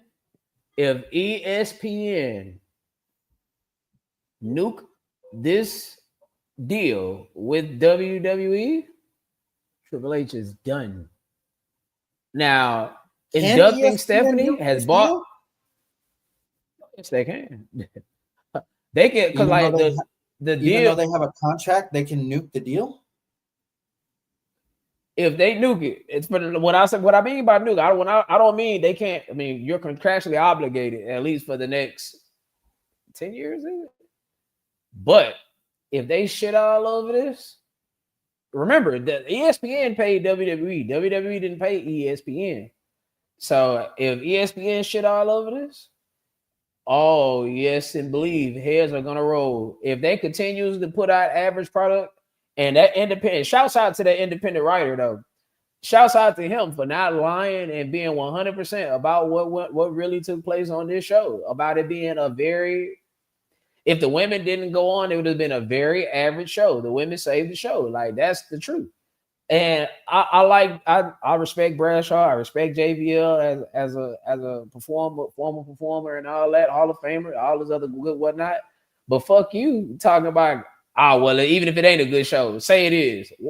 So it's cool to lie to us, basically. That's why, and I know this is sports related, and we'll talk about it tomorrow for sure. That's why I respect Cam Ward for saying what he said. Because he's saying what people are actually feeling. Like, he's not going to the podium and giving you some old corporate PC type safe type of answer. Nah. And you and Doug and Stephanie bought you 7 months. There's more than enough time for you to put on quality television on these PLEs. And I'm not saying every single one got to be a banger. I understand if it's 20 bullets in the chamber, well, at least 3 of these bullets gonna miss. I get that. But when show after show after show after show is either average or subpar, when we know you can do better, come on now. I'm not saying every show got to be WrestleMania-esque. Here's the thing, though. We're heading into WrestleMania season.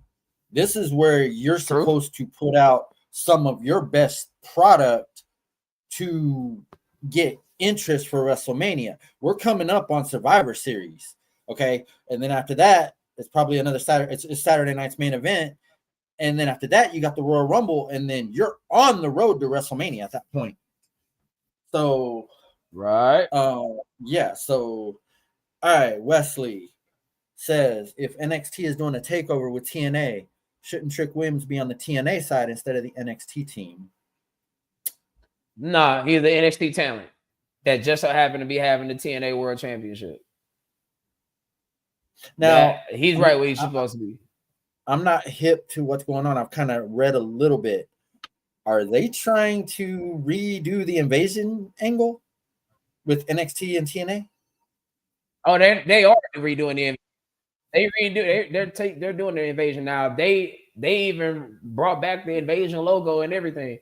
But with everything that's going on over there in Israel and whatnot, they dropped the invasion name and just called it a Super Show. So takeover. They're takeover or whatever. They're not. I did hear that when TNA showed up on NXT, they used their old cross the line theme that they used to have back in the day. That's pretty cool. I used to love that theme, actually. Oh, that's happening. There's not going to be it's happening. If Stephanie's going in, Shane has to. There's we spoke on that at the beginning of the podcast. Like, there's no way. We spoke on that at the beginning of the podcast, and no way. I pretty much summed it. Yeah, we spoke on that at the beginning of the podcast, and I pretty much summed it up by saying if Stephanie's getting in, Shane gets in. And you can make a better argument for Shane McMahon than you can for Stephanie. All I'm gonna say is King of the Ring 2001, him versus Kurt Angle. One match. Done deal. One match. Yep, done deal. Match. That match alone gets him in the Hall of Fame. Mm-hmm. What's crazy forget all the other bumps that he took. That match. That match right there. That match right there. Was the match of Shane McMahon's career. Like, to hear his head hit that ground after them belly to bellies, you can't tell me, bro, wasn't because he told Kurt, he said, "You put me through that motherfucker." Yeah, he was like, man, he telling Vince, like, man, I'm worried I'm gonna kill him. Like, cause he ooh, man, when that glass didn't break in his head, just you can hear it. The Knockouts champion is also an NXT talent that's representing TNA in their match. Former NXT talent.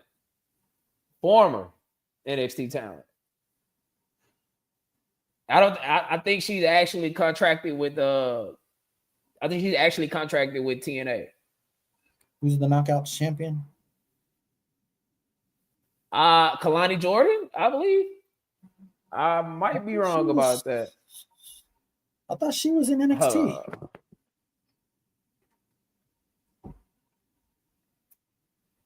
TNA Women's Champion. JC Jane. I'm sorry. JC Jane. Is it hot? Yeah, JC Jane.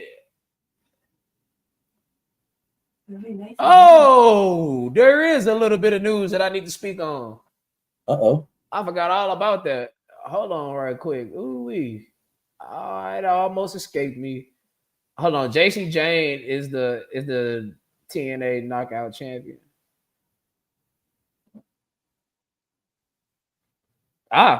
Actually, I'm staying corrected. She is a NXT champion. I mean NXT talent. That's wicked. That is pretty wicked. Yeah. Yeah. Yeah. Well, I mean,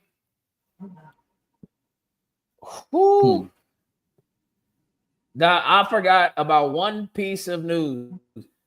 She should definitely be on the WWE side, though. To answer your question directly, hopefully they work the Kurt Angle storyline into the invasion about having a mole over there. But then again, maybe not.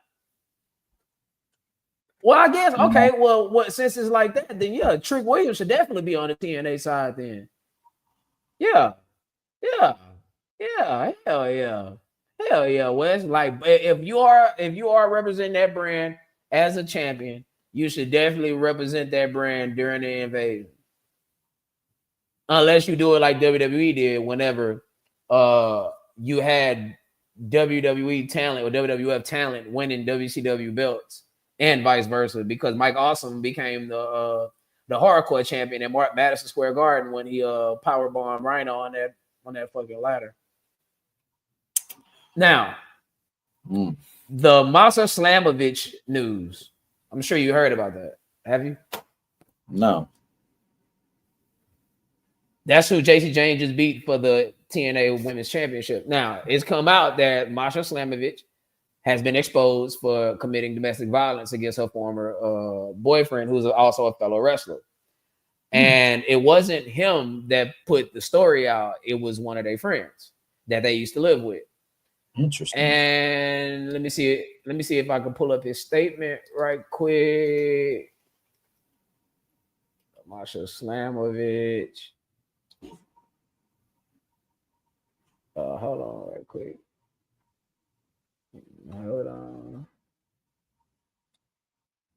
See if I can pull this up for the people. I knew it was some type of news I was forgetting here.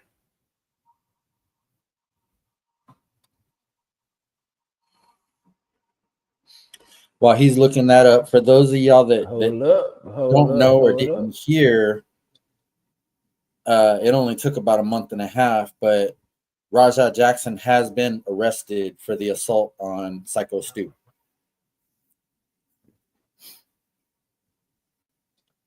And he's been arrested on felony assault charges, as it should be. It only took a month and a half for them to, I don't know what the fuck they were investigating, or maybe they were just waiting for Stu himself to press charges, but it finally happened. I'd be happy because there's people that's been murdered and for years. I'm happy that it finally happened. I'm just like, what took so fucking long?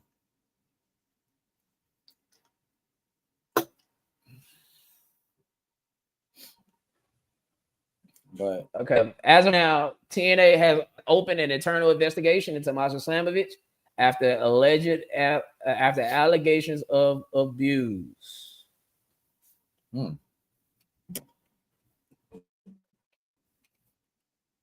I gotta find this here tweet. Hey D, what were you talking about right here when you said this? You talking about Shane versus Kane? Yeah. I'm not gonna lie to you, D Black. I loved when it was happening. I loved the Shane and Kane matches, especially the ambulance match they did in Dallas at Survivor Series in 2003. But looking back at it, it was some of the goofiest shit ever. And you actually did Kane no justice, bro. Like you didn't do him no favors. If No anything, favors. you made Kane look weak as fuck. Hey, well, look. Now, Now look, the battery with the fucking the jumper cables to his nuts, that was fucking hilarious. I mean, that shit was fucking hilarious.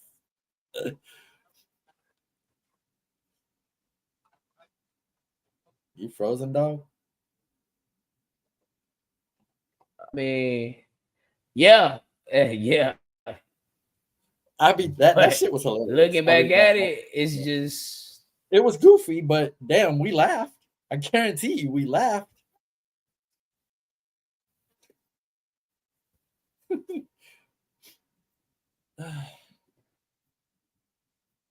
these.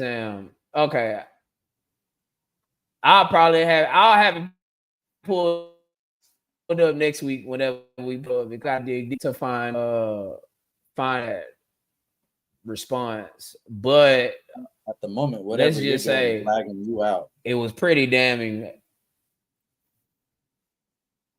Yeah, it was pretty damning. I'm not gonna lie.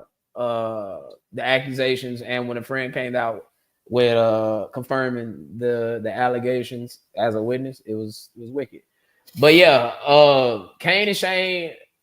I just put it like this. At that point, Kane was supposed to have been a monster heel.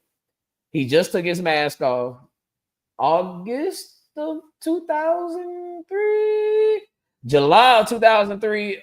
Yeah, it had to be before August of 2003 or right at the beginning of August because SummerSlam 03 was Kane and RVD. And I know it happened in Madison Square Garden for sure. All right, But Wesley, at that you moment, you had an brother. opportunity. My boy, I appreciate you jumping in. We about to wrap up here in a few minutes anyway. Yeah, Kane, they didn't do Kane no favors, bro. Like, No, they didn't. and honestly, like the whole booking of Kane from 03 till about the night he beat Rey Mysterio for the world heavyweight championship. Yeah, I believe when he cashed in on Rey Mysterio the They same night cashed he won in, Money in the cashed in Bank. on him the same night. Oh, there's for sure. That go my boy for sure. Hey man, hey, we got new. You know we gotta pull it back up for the people that don't know. We gotta put it back up. We got it. We got it. Yeah. But yeah, I mean they just didn't do Kane no favors, bro. No, and let's be honest, you booked Kane to have a competitive match with a guy that wasn't really trained to wrestle. He just went out there and just threw caution to the wind and threw his body all over the place. Yeah, I liked it for what it was, but if you really think about it, it made no logical sense. Back then, it made us laugh our asses off. Yeah, it did, but it wasn't supposed to.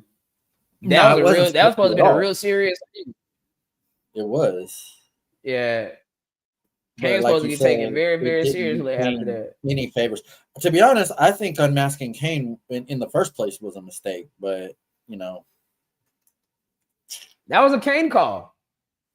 That wasn't Vince. That was a Kane call because he felt at that point he felt at that point that he went as far as he could with the match.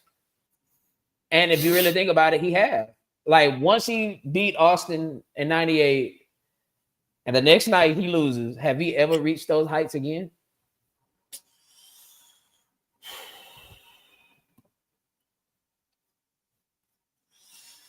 Also a mistake in my opinion, but yep. he never got to those heights again until he won the world title from Rey Mysterio, where he cashed in on him the same night that he won it. But I mean, no, nobody really took him serious after Austin bitched him out the next day. And let us not forget him and Chavo Guerrero WrestleMania 24. In my opinion, that was a mistake. That was an absolute mistake. Kane should have got a little bit of a run with the title before Austin took it back, not the next night. But I love Stone Cold. Don't get me wrong. I love him to death. I think that was a mistake. Shane's journey to nowhere because after what was their last match? The ambulance match was the last. No, I lied. Unforgiven, They had a 2003. match where they Last fell in man the standing. fucking dumpster. They had a match where they fell in the dumpster and then it exploded. I think that might have been the ambulance match. I'm That not wasn't sure, a match. Or no, that was just that a wasn't a segment. match. That was just a segment. Yeah, where he Yeah. super kicked Kane in the fire and he spit in there In and the say, fire, "Go to hell, and then you it, rest yeah. yeah, Yeah. which was Whatever it goofy, was. which is That was fucking goofy. goofy. It was. Because how did he come back to television the next week or 2 weeks later? No burns on him. How did this man come back? I after will being say, burned? come on now. May he rest in peace. I mean, I just wished it would have been better.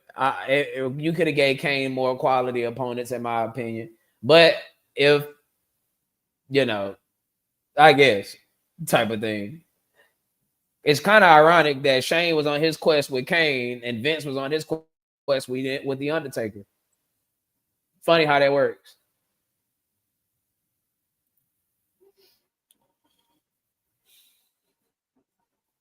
Oh well. Oh well, yeah, to the Hall of Fame. You mean Most certainly.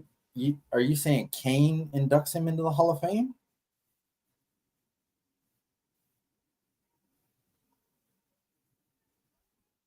Is that what you're getting at, D? Who would induct Shane? That's a good question. Who would induct Shane McMahon? Kurt Angle. Kurt Angle, the person that he had the best match ever with. Could be Stephanie, his sister. Could be his mom, Linda. Vince can't be on TV. They didn't say nothing about Linda. I'm pretty sure every single member of the McMahon family is going into this Hall of Fame except for Vince, even Linda. Yeah, Vince even said, whenever he was running the company, he said, "I only want to go in after I'm dead." So his wish is to go in after he passes anyway. But I think every single member of the McMahon family except for Vince is going into this Hall of Fame class. Here comes the money. Money talks. All right, so before we get out of here, what are you saying right here? Yeah, I'm trying to figure out what he's saying exactly. He's saying, but it was a part of Shane's journey. Because if you're saying his introduction into television, well, he'd been on television for years after that. Before that, he started as a ref. He started out as a ref. He was on one of the Saturday shows. He was, he befriended Stone Cold and then turned on Stone Cold. Survivor Series 98. Yeah, Survivor Series 98.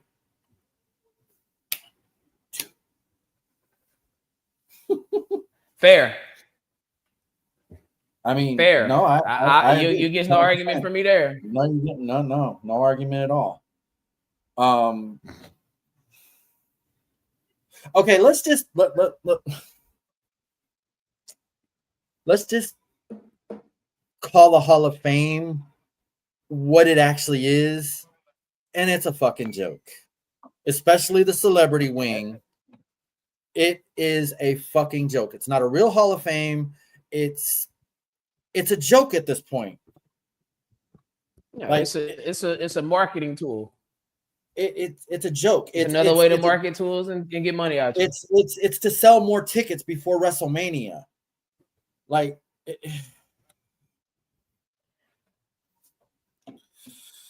oh, okay, I got you. You saying his journey to the induction? I see what he's saying. I'm with you. But like, the Hall of Fame is exactly what the camera wasn't fucking up here. It is a joke. Now I'll say this, and that's all I got after this. Greatest Hall of Fame class ever, 2004. Greatest speech ever, Bobby Heenan. That's just what it is. Oh, come on. You don't think Mr. T saying his mother like 50,000 No. times was No. Triple H had to come out? Wait, They have you had ever? to have Kane. They had to have Kane come out and cut his ass off. I'm sure you've seen Drumline before. Oh yeah, I've seen With Nick Drumline. Cannon and Orlando Jones. You say, if I didn't send that drum major out there to wrap your ass up, you would still be out there beating on your damn drum. Yep. Yeah, nah, that's Like Mr. Mr. T was Okay, he was going okay. in. Good.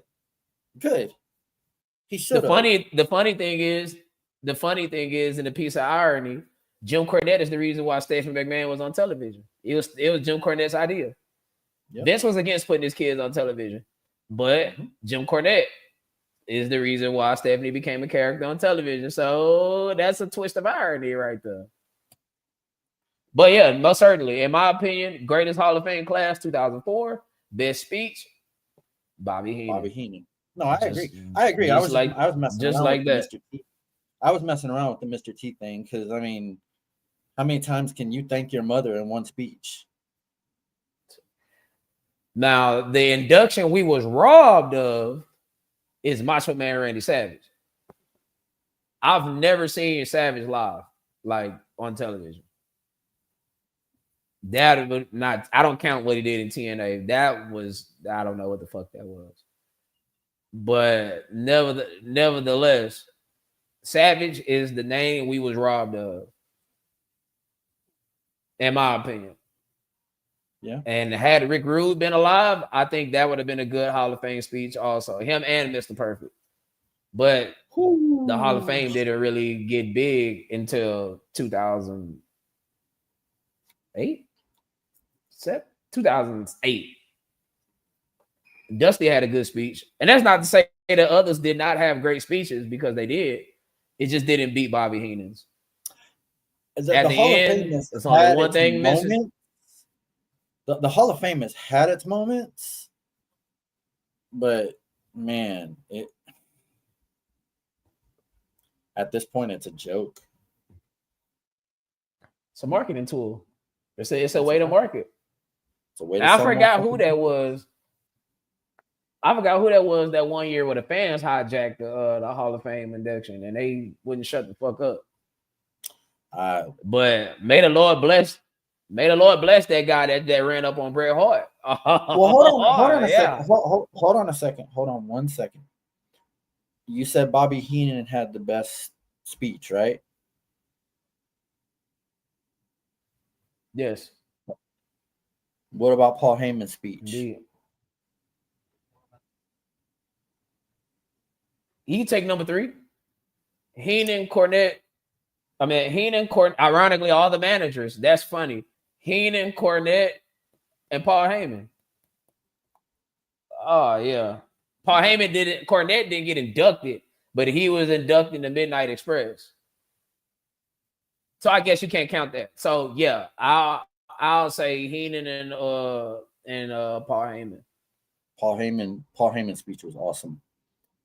Very awesome. But I don't know, man. Bobby Heenan, woo, that's a tough one to beat. It's only one thing missing. But if anybody was going to, if anything is going to beat Bobby Heenan's speech, it would have been Paul Heyman. Austin was all right. I ain't gonna say I disliked it, but it ain't something that I'll just go out of my way to go watch. Austin kind of dragged on a little bit. But so maybe Cena would be able to top it. Maybe. But I guess we'll have to wait and find out. Now that they rolled the American Dream, I wine and dine with kings and queens, baby. Son of a plumber. You gotta put a little lift. Yeah, I'm a son of a plumber. Cody said the son of a booker. Very nice. Yeah. But my people, we gave y'all 2 hours and 30 minutes of good podcast and time and talk. I got an intro to go check out. With anything left, there's only one thing left to do. Ladies and gentlemen, boys and girls, children of all ages, STS proudly brings you its tag team champions of the world. I'm not the road dog, Jesse James. He's not the badass Billy Gunn, and we are not the new age outlaws. But always, if you ain't down with that, we got 2 words for you. If you ain't down with STS, that is, we got 2 words for you. Fuck you. Y'all enjoy y'all week. Tap back in here. Matter of fact, no. That ain't the way we leaving. No bullshit. We leaving like this. If hey, the mic, baby, Tiger Mike. Yes, sir. And it's perfectly aligned to how we sitting on camera. All right. Yes, and if you ain't down with that, 2 Hills shooting the shit. 2 Hills shooting the shit. My boy keep missing his count. Man, you're not on camera. 2 Hills shooting the shit with you. God but damn you can't. But yeah. Hey man, make sure y'all tap back in tomorrow. I mean, if Nia Jackson make sure y'all fuck tap up, back we in. can fuck up. So hey, remember the first show I botched the intro. Oh yeah. But yeah. Tomorrow, make sure you tap back in with me, 7 p.m. We're going to talk about this good sports. And always remember, we got our segment for 2 to 3 minutes where people that we got a segment with 2 to 3 minutes where you can come in and talk your shit. You can rant, you can rave, respectfully, I might add. But nevertheless, y'all make sure y'all tap in and y'all be safe. Peace out.